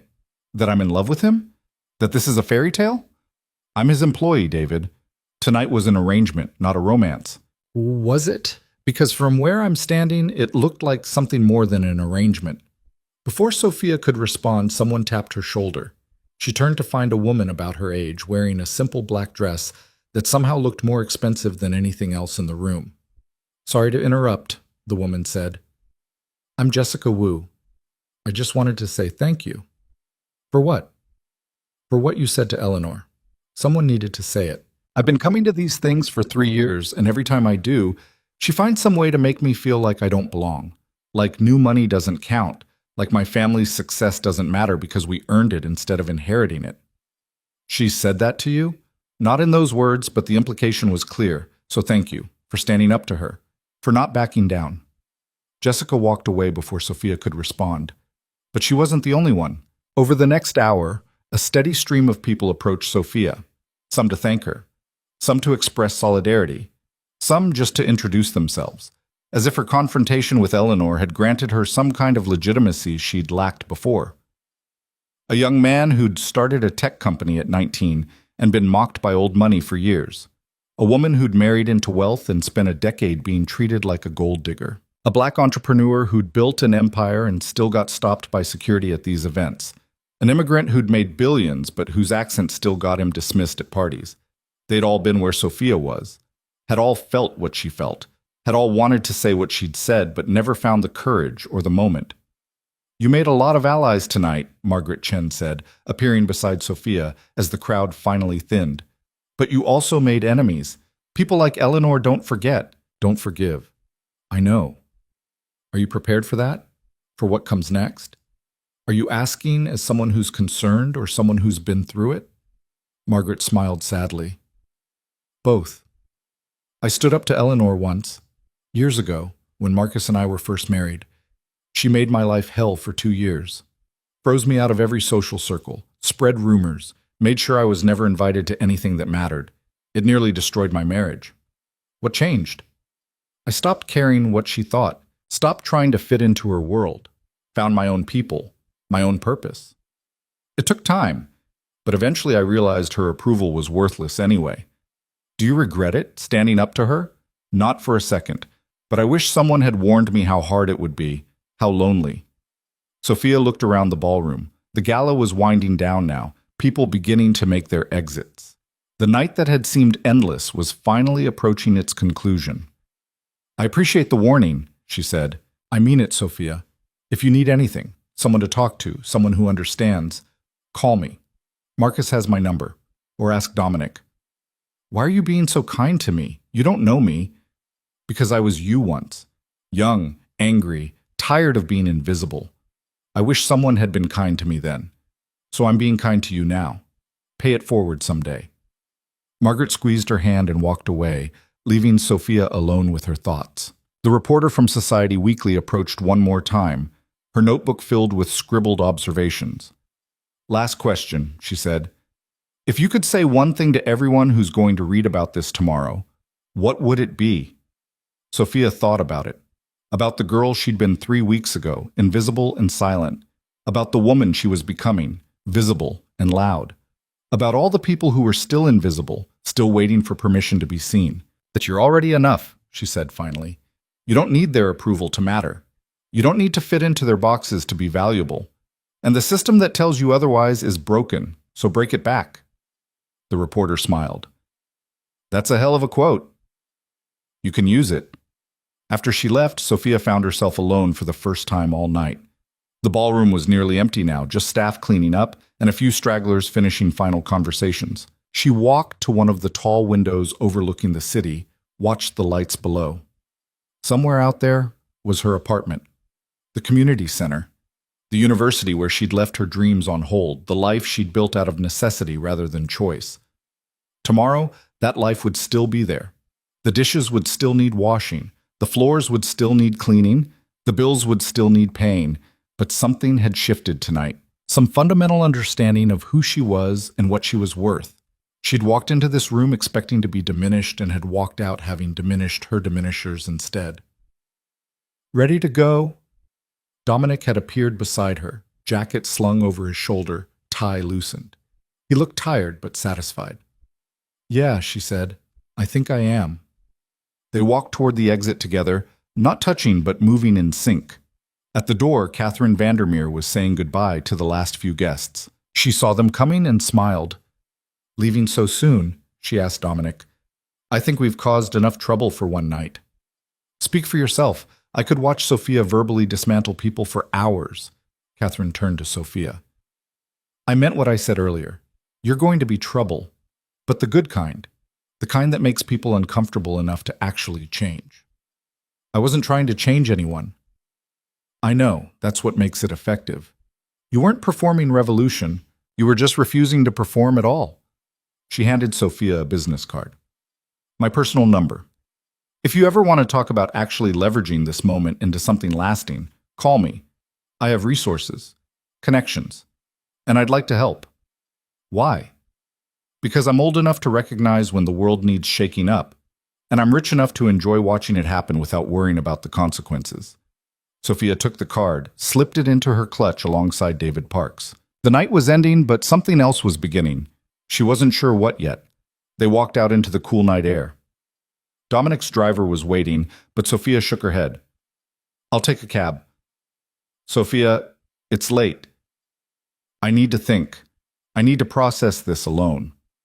He looked like he wanted to argue, but something in her expression stopped him. Okay, but text me when you get home. Let me know you're safe. I will. And Sophia? He hesitated, searching for words. What you did tonight, what you said. I've never seen anything like that. You were incredible. I was honest. Same thing, apparently. A cab pulled up. Sophia started to get in, then paused. Dominic? Thank you for bringing me tonight, for giving me the chance to be seen, even if it started as a joke. It stopped being a joke the moment you walked through that door. She smiled and got into the cab. As it pulled away, she looked back to see him still standing there, watching her leave. The drive home took 20 minutes. Sophia spent it staring out the window, replaying the night in fragments. Eleanor's face when Catherine told her to leave, Margaret's quiet support, the strangers who'd thanked her for saying what they couldn't, the reporter's questions, Catherine's card in her purse. The weight of what she'd done was starting to settle. By morning, she'd be in the news. People would have opinions. Her name would be attached to this story, this moment, forever. She thought about calling it all off, asking David Park not to run the story, telling Catherine she'd changed her mind, going back to being invisible. But when the cab pulled up to her apartment building, when she climbed the stairs to her tiny one-bedroom with its peeling paint and narrow windows, when she looked at herself in the bathroom mirror, still wearing her mother's transformed dress, her face tired but alive, she knew she wouldn't take any of it back. She'd been seen tonight, really seen. Not as a housemaid or a charity case or a social experiment, but as herself. Complicated and angry and honest and real, and she'd seen them too, had seen past the polish to the rot beneath, had seen the Emperor's new clothes for the naked power play they were. You couldn't unsee that, couldn't go back to believing the lie once you'd named it. Her phone buzzed, a text from Dominic. "Home safe?" She smiled and typed back. "Home safe. Get some sleep. Tomorrow's going to be interesting." More interesting than tonight? Different interesting, trust me. She set down her phone and carefully removed the dress, hanging it in her closet with the same care she'd taken putting it on. Tomorrow, she'd be Sophia Reyes, the infamous housemaid who crashed high society. But tonight, she was just Sophia Reyes, tired and exhilarated and more herself than she'd been in years. She fell asleep thinking about blue paint, about $2 million worth of meaning that she still didn't fully understand, about value and worth and the difference between the two. About what happened when you stopped waiting for permission to matter and just started mattering anyway. The morning light was too bright, too insistent. Sophia woke to her phone buzzing like an angry wasp on the nightstand. She reached for it, eyes still half closed, and saw 17 missed calls, 32 text messages. Her social media notifications had exceeded the app's ability to count them. She sat up, heart suddenly pounding. The first article she found was from the Metropolitan, David Park's byline, prominent at the top. Housemaid crashes elite gala, exposes social rot. The photo accompanying it showed her standing in front of the blue Rothko, looking directly at the camera with an expression she didn't remember making. She looked calm, defiant, like she knew exactly what she was doing. She scrolled through the article, seeing her own words quoted back at her. The part about loneliness, the part about performance. The confrontation with Eleanor, rendered in stark black and white prose that made it sound even more brutal than it had felt in the moment. The comment section was a war zone. Half the people calling her a hero, the other half calling her everything from a gold digger to an attention seeker to worse things she didn't want to read before coffee. There were other articles, too. Society Weekly had gone with Spring Gala erupted in class warfare. A gossip blog called The Elite Report ran with Varela's Maid declares war on high society. Even legitimate news outlets had picked it up, framing it as a story about income inequality and social mobility. Her phone rang. Unknown number. She let it go to voicemail. It rang again immediately. Different number. She turned it off entirely. The apartment felt smaller suddenly, like the walls were closing in. She got up, made coffee with shaking hands, tried to figure out what the hell she was supposed to do now. Her work phone, the one the Varela household used to contact staff, started ringing. She stared at it for a long moment before answering. "Sophia, it's Carmen. Don't come in today." "What? Why?" "There are reporters outside the gates, at least a dozen, some with cameras. The head housekeeper is losing her mind. Dominic told me to call you, tell you to stay home until this dies down." "How long will that take?" Carmen laughed, but there wasn't much humor in it. "Mija, you told off Eleanor Harrison in front of half the city's elite. This isn't dying down anytime soon." After she hung up, Sophia stood in her kitchen, coffee cooling in her hands, trying to process the shape her life had taken overnight. Yesterday, she'd been invisible. Today, she was infamous.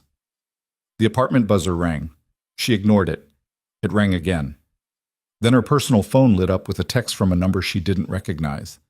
"It's David Park. I'm downstairs. We need to talk." She thought about ignoring him too, but David had been fair last night, had written the truth as she'd spoken it. She buzzed him up. He looked like he hadn't slept. His hair was disheveled, his shirt wrinkled. He was carrying 2 coffees and a bag from the bakery down the street. "Peace offering," he said, holding them out. "Also breakfast. You're probably going to need it." She let him in. The apartment looked even smaller with another person in it. She cleared space at her tiny kitchen table and they sat. "So," he said, "you've seen the coverage." "Some of it." "It's everywhere. The story went viral around 3 a.m. I've had calls from CNN, from the Times, from morning shows. Everyone wants to talk to you. I don't want to talk to anyone. I figured that's why I'm here, to give you a heads up about what's coming and maybe help you navigate it. Why would you help me? Because I like you. Because you said something true and now you're going to get crucified for it. And because I've seen this happen before, someone becomes a symbol overnight and has no idea how to handle it. It usually ends badly. Sophia sipped the coffee he'd brought. It was good. Better than the stuff she made at home. What do you suggest? She asked. First, don't talk to anyone unless you trust them completely. Don't respond to comments online. Don't try to explain yourself or defend yourself. Anything you say right now will be twisted to fit whatever narrative people want to tell. What narrative is that? Depends who's telling it. To some people, you're a working-class hero standing up to entrenched power. To others, you're an ungrateful employee biting the hand that feeds you. To Eleanor Harrison's friends, you're a social climber who showed her true colors. Everyone's going to project their own story onto you. That's wonderful. It gets worse. Someone already dug up your academic records from St. Catherine's, found out you were on scholarship, left before graduating. There are think pieces being written about the student debt crisis, about women forced to choose between education and family. You're a case study now. Sophia felt sick. I didn't ask for any of this. No, but you walked into that gala and spoke truth to power. That has consequences. I was just tired of being invisible. Well, you're definitely not invisible anymore. He pulled out his notebook. Can I ask you something? Off the record, just for my understanding. Go ahead. What happens now with you and Dominic? It was the same question he'd asked last night. She still didn't have a good answer. I don't know. Yesterday, I was his employee. Today, I'm... What? A news story? A liability? You're a person who stood up for herself. That's not a liability. Tell that to the people calling me a gold digger in the comments. Screw them. They don't know you. David leaned forward. But here's the thing, Sophia. You have a choice now. You can retreat, go back to being invisible, wait for this to blow over. Or you can own it. Use the platform you've accidentally created. Say something that matters. I already said what I wanted to say. Did you? Because from where I'm sitting, you just got started. Before she could respond, there was a knock at the door. Loud, insistent. Not the buzzer from downstairs. Someone was on her floor at her actual door. David stood. You expecting anyone? No? He moved to the door, looked through the peephole, then turned back to her with raised eyebrows. It's Dominic Varela. Of course it was. Sophia opened the door. Dominic stood in her narrow hallway, looking completely out of place in his expensive suit. His driver must be waiting downstairs, blocking traffic. He saw David and his expression tightened. Am I interrupting? David was just leaving, Sophia said. David gathered his things but paused at the door. Remember what I said. Don't engage, don't explain, just breathe. After he left, Dominic and Sophia stood in her small apartment, the silence heavy between them. You saw the coverage, he said finally. Everyone saw the coverage. Are you okay? I don't know yet. Ask me in a week. He moved to the window, looked out at the street below. There are 3 news vans parked at my house. My lawyer's phone has been ringing non-stop. The Vandermeer's PR team called to coordinate statements. This is bigger than I thought it would be. Did you think it would be anything? Honestly, I thought we'd make a minor splash. Eleanor would be annoyed, and that would be it. I didn't think... He turned to face her. I didn't think you'd actually challenge them. I definitely didn't think you'd win. I didn't win anything. You made Eleanor Harrison leave her own event. You got standing ovations from half the room. Catherine Vandermeer gave you her personal number. That's winning. Sophia sat on her second-hand couch, suddenly exhausted. It doesn't feel like winning. It feels like I broke something I don't know how to fix. Dominic sat beside her, careful to maintain distance. You didn't break it. You just exposed the cracks that were already there. That's not comforting. It's not supposed to be. It's just true. They sat in silence for a moment. Through the thin walls, Sophia could hear her neighbor's television, someone cooking breakfast, the normal sounds of a building full of people living their lives. It felt surreal that her life had exploded while everything else just continued. I need to ask you something, Dominic said, and I need you to be honest. Okay, do you regret it? Last night? Sophia thought about it. About the confrontation, the attention, the way her privacy had evaporated overnight. About the strangers who'd thanked her, the enemies she'd made, the platform David said she'd created. No, she said finally. I don't regret it, but I'm scared of what comes next. What are you scared of? That this is all I'll ever be now. The housemaid who crashed the gala. That story, frozen in time, that I'll spend the rest of my life being defined by one night instead of by what I actually do. So do something else, something bigger. Like what? Finish your degree, work at the community center, build the life you actually want instead of the life that got forced on you. He paused. You don't have to keep working for me, you know. The literacy program is funded regardless. The contract doesn't require you to stay. Are you firing me? I'm giving you a choice. You can keep cleaning my house and pretending to be invisible, even though everyone in the city now knows your name. Or you can use this moment to actually change your life. It was a strange offer, coming from someone who'd built his empire on control. Dominic Varela didn't give people choices. He made demands and expected compliance. What do you want? Sophia asked. I want you to be happy. I want you to finish what you started, not last night, before that. Before you had to drop out. Before you had to choose between your mother and your future. Why do you care? Because watching you these past weeks reminded me that people can change, that we're not stuck in the roles we've been assigned, and if you can change, maybe I can too. Her phone started ringing again. Then there was another knock at the door. The outside world wasn't going to leave them alone. I should go, Dominic said, standing. Let you figure things out. Wait. Sophia stood too. What happens with us? Are we just done? I don't know. What do you want to happen? She didn't have an answer. 3 weeks ago, she'd been his invisible employee. 2 weeks ago, they'd made a deal. 1 week ago, she thought she understood what this was. Now everything had changed and she didn't know what they were to each other anymore. I need time, she said, to think, to process, to figure out who I am without being someone's employee or someone's scandal.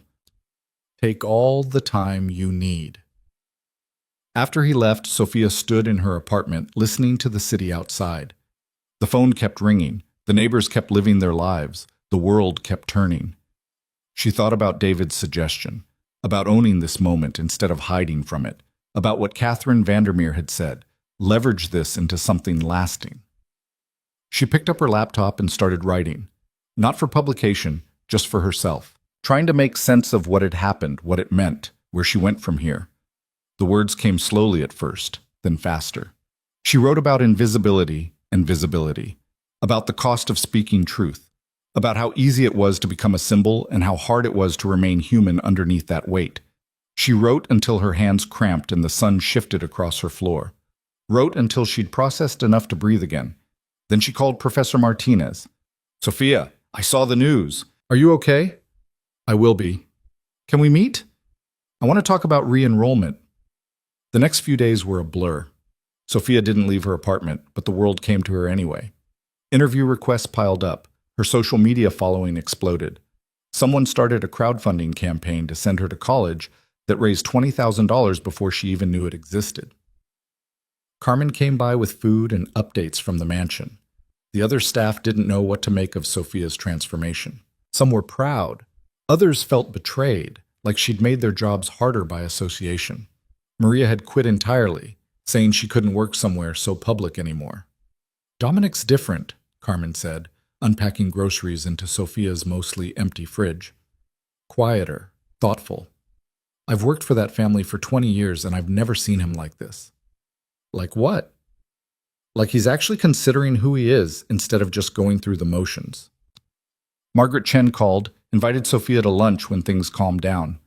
Just two women who've both told Eleanor Harrison where to go, she said. We should compare notes. Andrew Vandermeer sent a text. My mother wasn't kidding about helping. When you're ready to talk, she's ready to listen. But the person Sophia kept thinking about was her mother, wondering what she would have made of all this, whether she'd be proud or horrified, whether she'd understand why Sophia had chosen visibility over safety. She found her mother's journal in the box where she'd stored her things. The entries were sparse, written in the careful handwriting Sophia had inherited. Most of them were practical: grocery lists, doctor's appointments, medication schedules. But near the end, there was an entry that stopped Sophia cold. I worry I've taught Sophia to be too small, to take up too little space, to survive instead of to live. I wanted to protect her from the world's cruelty, but maybe I just taught her to accept it instead. The date was 2 weeks before her mother died. Sophia sat on her floor, journal in her hands, and cried. Not from grief, though that was there too, but from understanding. Her mother had seen it, had known she was teaching survival instead of ambition, had worried about the cost. This was what her mother had wanted, for Sophia to be big instead of small, to take up space instead of apologizing for existing. By the end of the week, the media frenzy had started to die down. There were new scandals, new stories. Sophia's moment of infamy was being replaced by someone else's. She met with Professor Martinez and mapped out a plan to finish her degree. Night classes, online options, a thesis she could write while working. It would take 2 years, maybe 3. But it was possible. She contacted the Fifth Street Community Center. The literacy program's funding had arrived. Dominic had been true to his word. They wanted her to help coordinate it, work with students, use her experience to build something meaningful. It wasn't glamorous. It paid less than housekeeping. But it mattered. She called Catherine Vandermeer. They met at a quiet cafe far from the social circuit. Catherine arrived in jeans and a sweater, looking more like someone's elegant grandmother than a social maven. "You survived your first scandal," Catherine said, ordering tea. "Congratulations." It didn't feel like surviving. It never does. But you're here, you're intact, and you haven't apologized. That counts. "Your son said you wanted to help. What did you mean?" Catherine stirred honey into her tea. "I've been thinking about what you said, about performance and empty charity, about writing checks without actually doing anything. It bothered me, because you were right. I didn't mean Yes, you did, and you should have. I've spent 40 years running charity galas and sitting on boards and writing checks, and I can't point to a single thing I've actually built. Can't name a single person I've personally helped. I've funded programs, sure, but from a distance, never getting my hands dirty. So what do you want to do?" "I want to help you build something real. The literacy program, the community center. I want to contribute more than money. I want to show up, do the work, actually matter." Sophia studied her, looking for the angle, the hidden agenda. Found only genuine interest. "Why?" "Because I'm 68 years old and I'm tired of being decorative. I want to be useful. And because you reminded me that power isn't about controlling other people. It's about creating opportunities for people to control their own lives." They talked for 2 hours. About programs, funding, structure. About what the community actually needed versus what wealthy people thought they needed. About how to build something sustainable instead of something that looked good in press releases. By the end, they had the skeleton of a plan. Catherine would provide additional funding and open doors. Sophia would run the day-to-day operations and make sure the program served the people it was meant to serve. No photo ops unless the participants wanted them. No press releases celebrating Catherine's generosity. Just work. "One more thing," Catherine said as they were leaving. "Eleanor is planning a counter-narrative, positioning herself as the victim of your unprovoked attack, building support among her circle. Should I care? Probably not, but be aware. She's dangerous when she feels threatened." Sophia walked home through the city, thinking about Eleanor, about power, about what happened when you challenged systems designed to exclude you. She wasn't naive enough to think one confrontation had changed anything fundamental. The world was still unfair. Rich people still had advantages poor people didn't. One housemaid standing up at one gala wasn't a revolution, but it was a start, a crack in the facade, proof that the invisible people were paying attention. Her apartment didn't feel as small when she got home, or maybe she'd just gotten bigger. She texted Dominic. They hadn't spoken since he'd visited. The silence had felt necessary, like both of them needed space to figure out what they were without the roles they'd been playing. "I'm re-enrolling at St. Catherine's, starting work at the community center, building something real." His response came quickly. "Proud of you." Then a minute later. "Can we have dinner? Not as boss and employee, just as people." Sophia stared at the message for a long time. This was a crossroads. She could say no, Keep the distance. Let whatever had started between them die before it became complicated. It would be safer, cleaner, but she'd spent 2 years choosing safety over possibility, and look where that had gotten her. Okay, she typed, but somewhere normal, no five-star restaurants, no scene, just food and conversation. I know a place. Tomorrow at 7? Tomorrow at 7. She set down her phone and looked around her apartment. At the boxes of her mother's things she still hadn't unpacked, at the books she'd kept from her college days, at the dress hanging in her closet, her mother's dress, transformed into something new. She thought about the girl who'd dropped out of school 2 years ago, the woman who'd spent yesterday cleaning other people's houses, the person she was becoming, caught between who she'd been and who she might be. The future was uncertain. Eleanor Harrison was plotting revenge. The media might turn on her. Re-enrollment would be hard, working while studying. The community center job paid barely enough to live on. Dominic was complicated and dangerous and came with baggage she couldn't begin to understand. But for the first time in 2 years, Sophia felt like she was moving towards something instead of just surviving the present. Felt like her life belonged to her again instead of to circumstances beyond her control. She pulled out her mother's journal again, read that last entry one more time. Then she started writing her own entry. Not in her mother's journal. That felt sacred, complete. But in a new notebook she'd bought that morning. I don't know what happens next, she wrote. But I know I'm not small anymore. I know I take up space. I know I matter, not because anyone gave me permission, but because I decided to. It wasn't poetry. It wasn't profound. But it was true. And truth, Sophia was learning, was the most powerful thing she had. The restaurant Dominic chose was a small Italian place in Sophia's neighborhood, the kind with checkered tablecloths and family photos on the walls.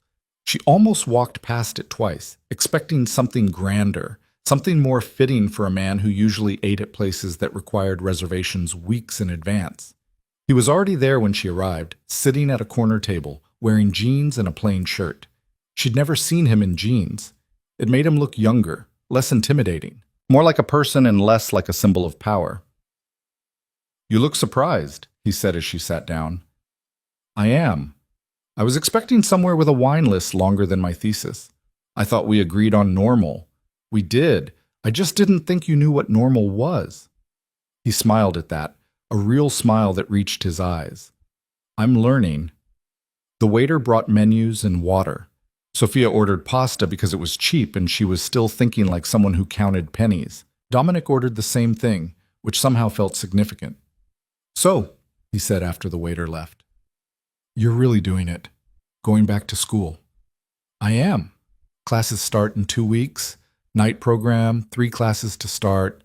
If I can handle the workload, I'll add more next semester. What about work? The community center offered me a position. Literacy program coordinator. It's not much money, but it's enough. And it matters. It does matter. He paused. I talked to Carmen. She said you submitted your resignation. I did. 2 weeks' notice, like the contract requires. Though I figure I probably won't be welcome back at the house anyway, after everything that happened. You'd be welcome. The staff misses you. Even Maria, though she'll never admit it. Maria quit. She came back. Said the new place was too quiet, too normal. Dominic traced patterns in the condensation on his water glass. But I understand why you can't come back. It wouldn't make sense anymore. You're not that person. What person? The invisible one. The one who cleaned my library and never spoke unless spoken to. That Sophia is gone. Is that a bad thing? It's the best thing that could have happened, to both of us. Their food arrived. They ate in comfortable silence for a while. The kind of silence that didn't need filling.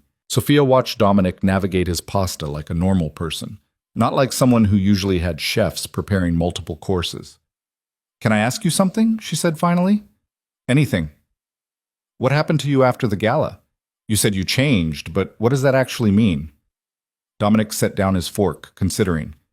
I started paying attention to the people who work for me, to the businesses I run, to the impact I have. I always told myself I was doing good, creating jobs, supporting the economy, all the justifications rich people make, but I never actually looked at the cost, at who got hurt in the process. And now you're looking? Now I'm looking, and I don't like what I see. He met her eyes. I had a meeting with my business managers last week.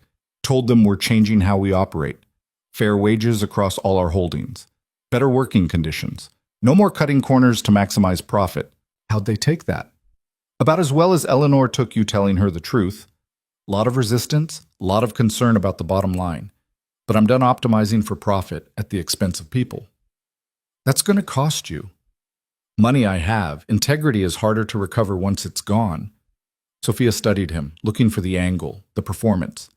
Found only exhaustion and something that looked like genuine regret. Why are you telling me this? She asked. Because you asked, and because I don't want there to be performance between us anymore. No roles, no pretending, just honesty. That's terrifying. Yeah, he agreed. It really is. They finished eating and ordered coffee. The restaurant was filling up with the dinner crowd, couples on dates, families with young children, people living ordinary lives. Sophia realized this was the first time she and Dominic had been alone together outside his house or the gala. The first time they'd existed in the same space as equals instead of employer and employee. What happens now? Dominic asked. With us, I mean. It was the question she'd been avoiding thinking about, the one that didn't have an easy answer. I don't know. A month ago, you were my boss. 3 weeks ago, we made a deal that was basically a transaction. 2 weeks ago, I was preparing to be your scandal. Now we're sitting in a restaurant having coffee, and I have no idea what we are to each other. Does it have to be defined? Eventually, otherwise we're just drifting, and I'm done drifting. Dominic nodded slowly. Fair enough. So let me be clear about what I want. I want to see where this goes. Not because of obligation or guilt or any hangover from our previous relationship, but because I like who I am around you. Because you make me want to be better. Because when I think about the future, you're in it. Sophia's heart was doing complicated things in her chest. That's a lot. It is. And I know it's fast and probably messy and definitely complicated, but I'm tired of pretending I don't feel what I feel. What if I'm not ready? What if I need time to figure out who I am without being defined by someone else? Boss, employee, girlfriend, whatever? Then we take time. We go slow. We figure it out as we go. He reached across the table, stopped just short of taking her hand. I'm not asking you to make a decision right now. I'm just asking you not to close the door. Sophia looked at his hand, almost touching hers, thought about how easy it would be to reach the rest of the way, how complicated it would make everything, how terrifying and exhilarating and impossible to predict. Okay, she said, the door stays open, but I need you to understand something. I'm going back to school. I'm building a career. I'm creating a life that belongs to me.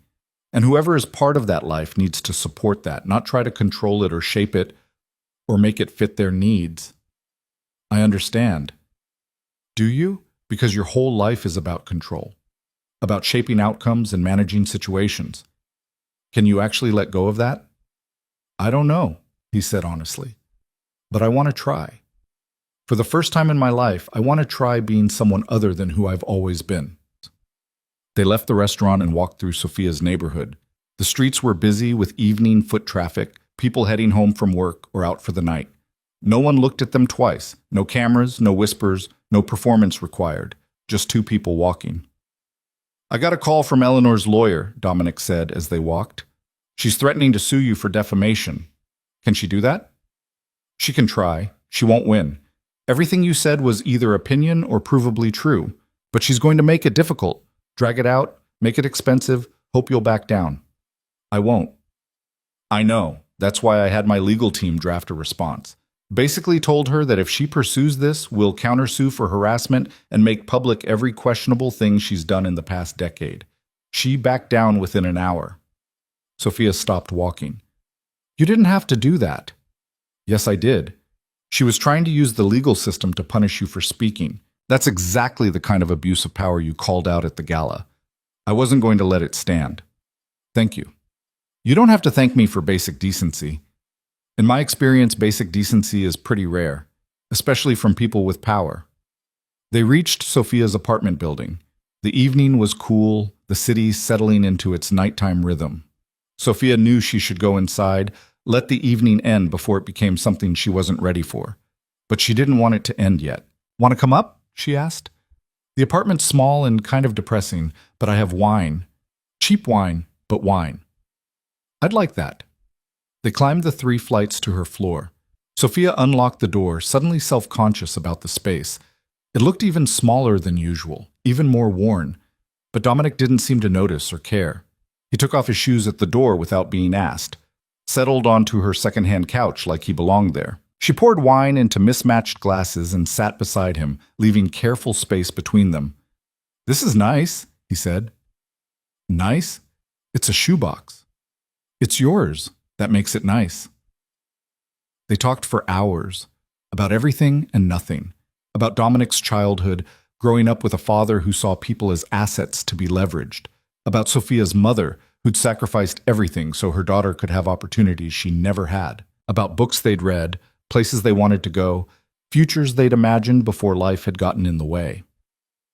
Somewhere around midnight, Sophia fell asleep on his shoulder. She woke a few hours later to find him still there, still awake, watching her with an expression she couldn't quite read. "You should have woken me," she said, sitting up. "You looked peaceful.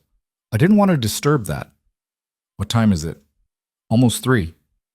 "You should go home, get some sleep." "Probably." But he didn't move. "Can I tell you something?" "Always." "I've never done this before. Sat on someone's couch in the middle of the night just talking. Never fallen asleep with someone without it being about sex or strategy or some agenda I was working. This is new for me.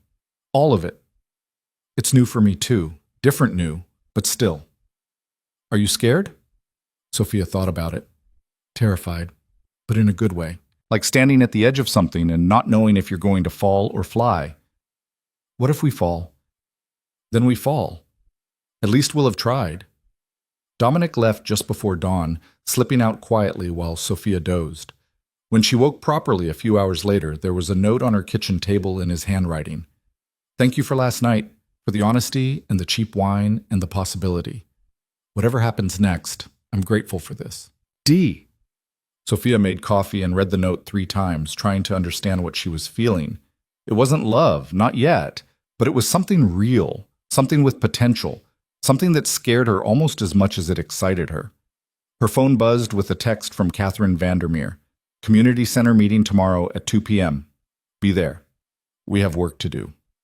The next few weeks fell into a rhythm that felt almost normal. Sophia started her classes at St. Catherine's, settling back into academic life like putting on old clothes that still fit. The work was hard, her brain rusty from 2 years of disuse, but it felt good to think deeply again, to analyze and question and create instead of just surviving. The community center consumed her days. With Catherine's funding and connections, they'd expanded the literacy program faster than Sophia had thought possible. They hired 3 new teachers, doubled the class offerings, added a computer lab for digital literacy. Sophia coordinated everything, working with students who reminded her of herself, people who'd fallen through cracks, who'd been told they didn't matter, who were hungry for a second chance. She saw Dominic regularly, but carefully. Coffee once a week, dinner every other week, occasional texts in between. They were learning each other slowly, peeling back layers of performance to find the real people underneath. It wasn't always easy. They fought sometimes, about his need for control, about her stubborn independence, about how to navigate a relationship built on such unequal foundations. But they kept showing up, kept trying, kept choosing honesty over comfort. 3 months after the gala, David Park published a follow-up piece. Where is Sophia Reyes now? It tracked her re-enrollment, her work at the community center, the quiet revolution she was building away from the spotlight. The article was fair, thoughtful, treating her like a person instead of a symbol. The response was overwhelming. Donations poured into the community center. Other literacy programs reached out for advice. Universities contacted her about speaking opportunities. Sophia turned most of it down, wanting to focus on the work instead of the publicity. But she said yes to a few things: a panel discussion about educational access, a workshop on advocacy for working-class students. She was building something, not fame or influence or power in the traditional sense, but impact, legacy. Proof that one person speaking truth could create ripples that extended far beyond a single moment. Eleanor Harrison's attempted lawsuit had fizzled out exactly as Dominic predicted. But the damage to Eleanor's reputation had been real. People started paying attention to her charity work, questioning where the money actually went. Several organizations quietly removed her from their boards. She'd tried to destroy Sophia and had destroyed herself instead. Sophia felt bad about that for approximately 5 minutes. Then she remembered Eleanor's casual cruelty, her weaponized politeness, her complete lack of self-awareness. Some people needed to fall before they could learn to see others as human. Margaret Chen became an unexpected friend. They met for lunch monthly, trading stories about their respective battles with high society. Margaret had gone back to school too, pursuing a degree in social work at 43. "Eleanor did me a favor," Margaret said over Thai food one afternoon. "Watching you stand up to her made me realize I could too. That I'd been playing her game for so long, I'd forgotten I could just stop playing." "How's Marcus handling it?" "Confused, but supportive. I think he's relieved, honestly. He never liked that world either. He just thought we had to participate to succeed. Turns out, we didn't." 6 months after the gala, Sophia defended her first thesis chapter in front of her advisory committee. Professor Martinez smiled throughout the presentation, clearly proud. The other professors asked sharp questions, pushed her thinking, made her defend every claim. It was exhilarating and exhausting. When she finished, Professor Martinez pulled her aside. "That was excellent work, Sophia. Truly excellent. You've grown as a scholar in ways I didn't expect." "Thank you. I had good teaching before I left. Just took me a while to get back to it." "The time away changed you, made you stronger. You're writing with authority now, with lived experience backing up your theoretical framework. It's powerful."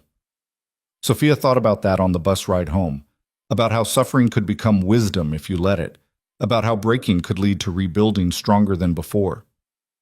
Dominic was waiting at her apartment when she arrived, sitting on the steps with takeout from her favorite Vietnamese place. "Congratulations on the thesis defense," he said, standing. "Carmen told me it was today. Thought you might want to celebrate." "How did Carmen know?" "You put it on the kitchen calendar at the house before you left. She took a photo. Wanted to remember to light a candle for you." Sophia felt tears prick her eyes. Carmen lighting candles for her academic success. The staff she'd thought barely noticed her, tracking her milestones. "I miss them sometimes," she admitted. "The house, the routines. Even though I'm happier now, I miss the simplicity of it." "You can visit. They'd love to see you. Carmen asks about you constantly." They ate on her apartment floor, the small table too cluttered with books and papers to clear. Dominic looked comfortable there now, settled into her small space like he belonged. "I have something to tell you," he said after they'd finished eating. Sophia's stomach clenched. Those words never led anywhere good. "I'm selling the business," he continued. "Well, not all of it, but the parts that required moral compromises I'm not willing to make anymore. The real estate holdings that displaced low-income families, the construction contracts that exploited workers, the legitimate front for less legitimate activities. That's most of your empire." "I know, but I'd rather have less money and be able to look at myself in the mirror." He paused. "I'm scared. I've been this person for so long I don't know who I am without it. But I want to find out." "What will you do instead?" "I'm not sure yet. Catherine's been talking to me about funding community development projects. Actually building things that help people, instead of just extracting wealth. It sounds naive when I say it out loud, but I think I want to try." Sophia reached across and took his hand. "It's not naive. It's growth. It's terrifying, is what it is. Welcome to the club. We have t-shirts." He laughed and the tension broke. They cleaned up dinner and settled on the couch, Sophia's head on his shoulder, his arm around her waist. It felt easy now, natural. The careful distance they'd maintained had gradually closed until they fit together without thinking about it. "Can I stay?" he asked. "Just to sleep, nothing else. I just don't want to be alone tonight." "Yeah, you can stay." They fell asleep on her couch, too tired to move to the bedroom. Sophia woke once in the middle of the night to find Dominic still there, his breathing steady, his face peaceful. This man who'd started as her employer, who'd tried to use her as a joke, who'd accidentally helped her find herself again. Life was strange, full of unexpected turns and unlikely redemptions. A year after the gala, the community center held an open house to celebrate the literacy program's expansion. Sophia had invited everyone who'd been part of the journey, students, teachers, donors. Catherine Vandermeer showed up with a check for another year of funding. Margaret and Marcus Chen came with their teenage daughter. David Park brought a photographer from the Metropolitan to cover the event properly, not as gossip, but as real news about community impact. And Dominic came, quietly, staying in the background, helping set up chairs and arrange food. No cameras on him, no attention, just work. The students gave presentations about what the program had meant to them. A 50-year-old woman who'd learned to read and was now helping her grandchildren with homework. A young man who'd gotten his GED and was starting community college. A single mother who'd learned English and found better work. Sophia watched them share their stories and felt something she hadn't felt in years: pride. Not in herself, though she'd worked hard, but in what they'd built together. In the proof that people could change, that systems could shift, that power could be used to build instead of control. After the presentations, as people mingled and ate, Professor Martinez pulled Sophia aside. "I have news. The university wants to offer you a position after you graduate. Teaching assistant first, then instructor if it works out. It's not much money, but it's a start." Sophia's eyes widened. "Are you serious?" "Completely. Your work has been exceptional.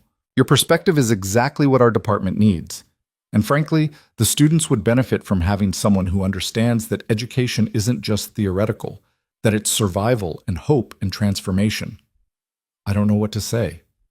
"Say you'll think about it. You don't have to decide now, but the offer is real." Sophia found Dominic later, helping wash dishes in the community center's small kitchen. "You're doing dishes," she observed. "Dominic Varela is doing dishes." "I'm learning valuable life skills. Don't mock me." She laughed and grabbed a towel, drying while he washed. They worked in comfortable silence until the dishes were done and the kitchen clean. "The university offered me a job," she said. "Teaching position, after I graduate." "That's incredible. Are you going to take it?" "I don't know. It's everything I wanted before I had to drop out. But I'm not the same person who wanted that anymore. I'm not sure if teaching is where I'm supposed to be or if this," she gestured at the community center around them, "is where I belong." "Why can't it be both?" "Can it?" "Why not? Teach part-time, work here part-time. Build the life you want instead of choosing from predetermined options." Sophia leaned against the counter, considering. She'd spent so long thinking in terms of either education or survival, either visibility or safety, either this path or that one. But maybe life didn't require those binary choices. Maybe she could build something more complex, more true to who she actually was. "You're right," she said. "I can do both." "I'm occasionally right. Don't get used to it." The open house wound down. People left in groups, still talking, still energized. Sophia and Dominic walked home together through the city streets, the late spring air warm and promising. "I've been thinking," Dominic said as they walked, "about us, about where this is going." Sophia's heart rate picked up. "Okay." "We've been taking it slow, being careful, making sure we're not rushing into something for the wrong reasons. And that's been good. Important. But I don't want to be careful anymore. I don't want to hedge my bets or protect myself from possible hurt. I want to actually be with you, fully. No more testing the water, just diving in." Sophia stopped walking. They were on her street now, halfway between the community center and her apartment. The streetlights cast long shadows, the city quiet around them. "What are you saying?" "I'm saying I love you. I'm saying I want to build a life with you, not because of guilt or obligation or some redemption narrative, but because you're the best person I know, and I don't want to waste any more time pretending I'm not completely in love with you." The words hung in the air between them. Sophia felt like she should say something, anything, but her brain had short-circuited somewhere around "I love you."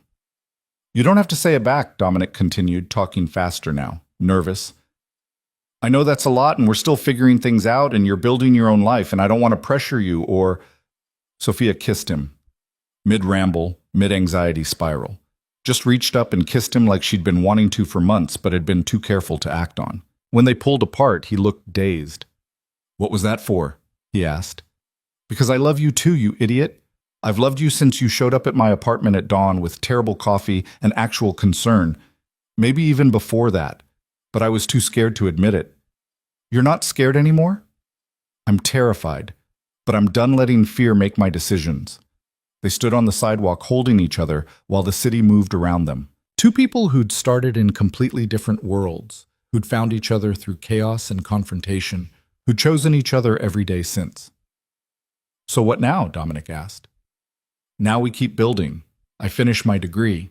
You transform your business. We work at the community center. We figure out what love looks like when it's not based on power dynamics or performance or anything except actually choosing each other. That sounds complicated. It definitely will be, but also worth it. They walked the rest of the way to Sophia's apartment hand in hand, climbed the stairs to her third-floor walk-up, settled onto her couch like they'd done dozens of times before, but different now. More certain. More real. I need to tell you something, Sophia said, about the future. Okay. I'm never going to be the kind of person who fits easily into your world. I'm always going to be too loud, too direct, too unwilling to play the game. If that's going to be a problem, it's not a problem. It's why I love you. Let me finish. I'm also never going to stop calling out injustice when I see it. Never going to stay quiet to keep the peace. Never going to choose comfort over what's right. And that means I'm probably going to make enemies, going to make your life more complicated, going to... Sophia. He took her hands, made her look at him. I know who you are. I've known since the gala. Before that, even. You're the woman who negotiated a literacy program instead of accepting a free dress, who walked into a room full of people who wanted her to fail and succeeded anyway, who stands up for people who can't stand up for themselves. That's who I fell in love with. I'm not asking you to change that. What are you asking? To let me stand beside you. To let me be someone who builds instead of someone who controls. To help me become someone worthy of being loved by you. Sophia felt tears on her face. Happy tears. Overwhelmed tears. Tears for the girl she'd been, who'd never imagined this could be her life. Tears for her mother, who'd wanted this for her even when Sophia couldn't see it. Tears for the future she was building, one choice at a time. Okay, she whispered. Yes, to all of it. 2 years after the gala, Sophia graduated from St. Catherine's University with honors. Her thesis on power dynamics in Victorian literature was selected for publication in an academic journal. Professor Martinez cried at the defense. Catherine Vandermeer attended the ceremony, sitting with Carmen and the other mansion staff who'd become Sophia's unexpected family. Dominic was there too, in the audience. No cameras or performance. Just pride and love and presence. After the ceremony, they gathered at the community center for a celebration. The literacy program had expanded to 3 locations now, serving hundreds of students. Sophia taught 2 classes at the university and coordinated the community center programs, splitting her time between theory and practice, between thinking and doing. Dominic had sold most of his questionable holdings and reinvested in community development. He and Catherine had partnered on several projects: affordable housing that actually served low-income families, job training programs, small business loans for people the banks ignored. He still made money, but now he slept better at night. Margaret Chen had gotten her social work degree and opened a practice serving immigrant families. Marcus had become her biggest supporter, using his business connections to fund her work. They'd renewed their vows last month, standing in front of friends and family and choosing each other again, but differently this time. Eleanor Harrison had disappeared from the social scene entirely. Rumor said she'd moved to the West Coast, started over somewhere. Her name didn't carry the weight of scandal. Sophia hoped she'd found peace. Hoped she'd learned something. The party at the community center went late into the night. Students shared updates on their lives. Teachers talked about curriculum. Donors mingled with the people they were helping, the barriers between them lower than they'd ever been. Near midnight, Sophia and Dominic slipped out to the roof of the building. The city spread out below them, lights twinkling, alive and complicated and full of possibility. You know what I was thinking about? Dominic said, looking out at the view. What? That dinner, 2 years ago, when I agreed to bring you to the gala. I thought I knew exactly how it would go. You'd be uncomfortable. Eleanor would be smug. I'd win some petty social victory. Everything neat and contained. That's not what happened. No, you destroyed my plan completely. Turned the whole thing into something I never expected. Sorry? Don't be. You turning my life upside down was the best thing that ever happened to me. He turned to face her, pulling something from his pocket. A small box. Sophia's heart started racing. I know we said we'd take things slow, Dominic continued, and we have, 2 years of slow, but I don't want to wait anymore. I don't want to be careful. I want to build a life with you. Officially, publicly, forever. He opened the box.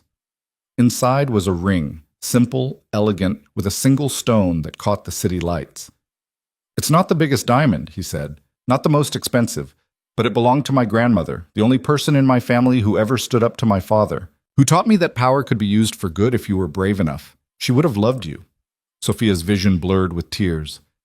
Dominic, Sophia Maria Reyes, will you marry me? She looked at the ring, at the man holding it, at the city below them, thought about the journey that had brought them here, from invisible housemaid to visible presence, from employer and employee to equals, from a joke that wasn't funny to something real and true and worth everything. Yes, she said. Yes, absolutely yes.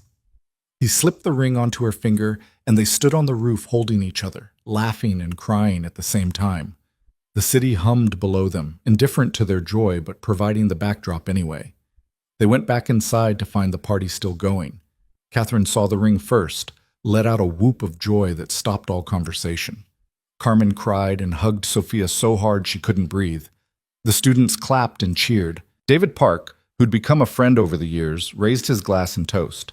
To Sophia and Dominic, he said, who taught us all that power isn't about control, it's about what you build with it. Everyone drank to that. Later, after the party ended and they'd cleaned up and said goodbye to everyone, Sophia and Dominic walked back to the apartment they'd moved into together 6 months ago. It was bigger than her old place, smaller than his mansion, somewhere in between like their relationship. They settled on the couch, exhausted and happy. Sophia looked at the ring on her finger, still not quite believing it was real. What are you thinking? Dominic asked. That I wish my mother could have seen this, could have known how things turned out. I think she knew. I think she knew you'd find your way. Sophia thought about her mother's journal entry, about teaching survival versus teaching ambition, about the worry that she'd made Sophia too small. She'd be proud, Dominic said softly, of who you've become, of what you've built, of everything.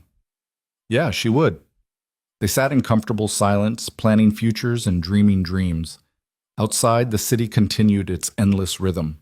Inside, two people who'd found each other in the most unlikely way chose each other again, as they would every day for the rest of their lives. The story that had started as a joke, as humiliation, as one powerful man's boredom and one invisible woman's desperate bargain, had become something neither of them could have predicted.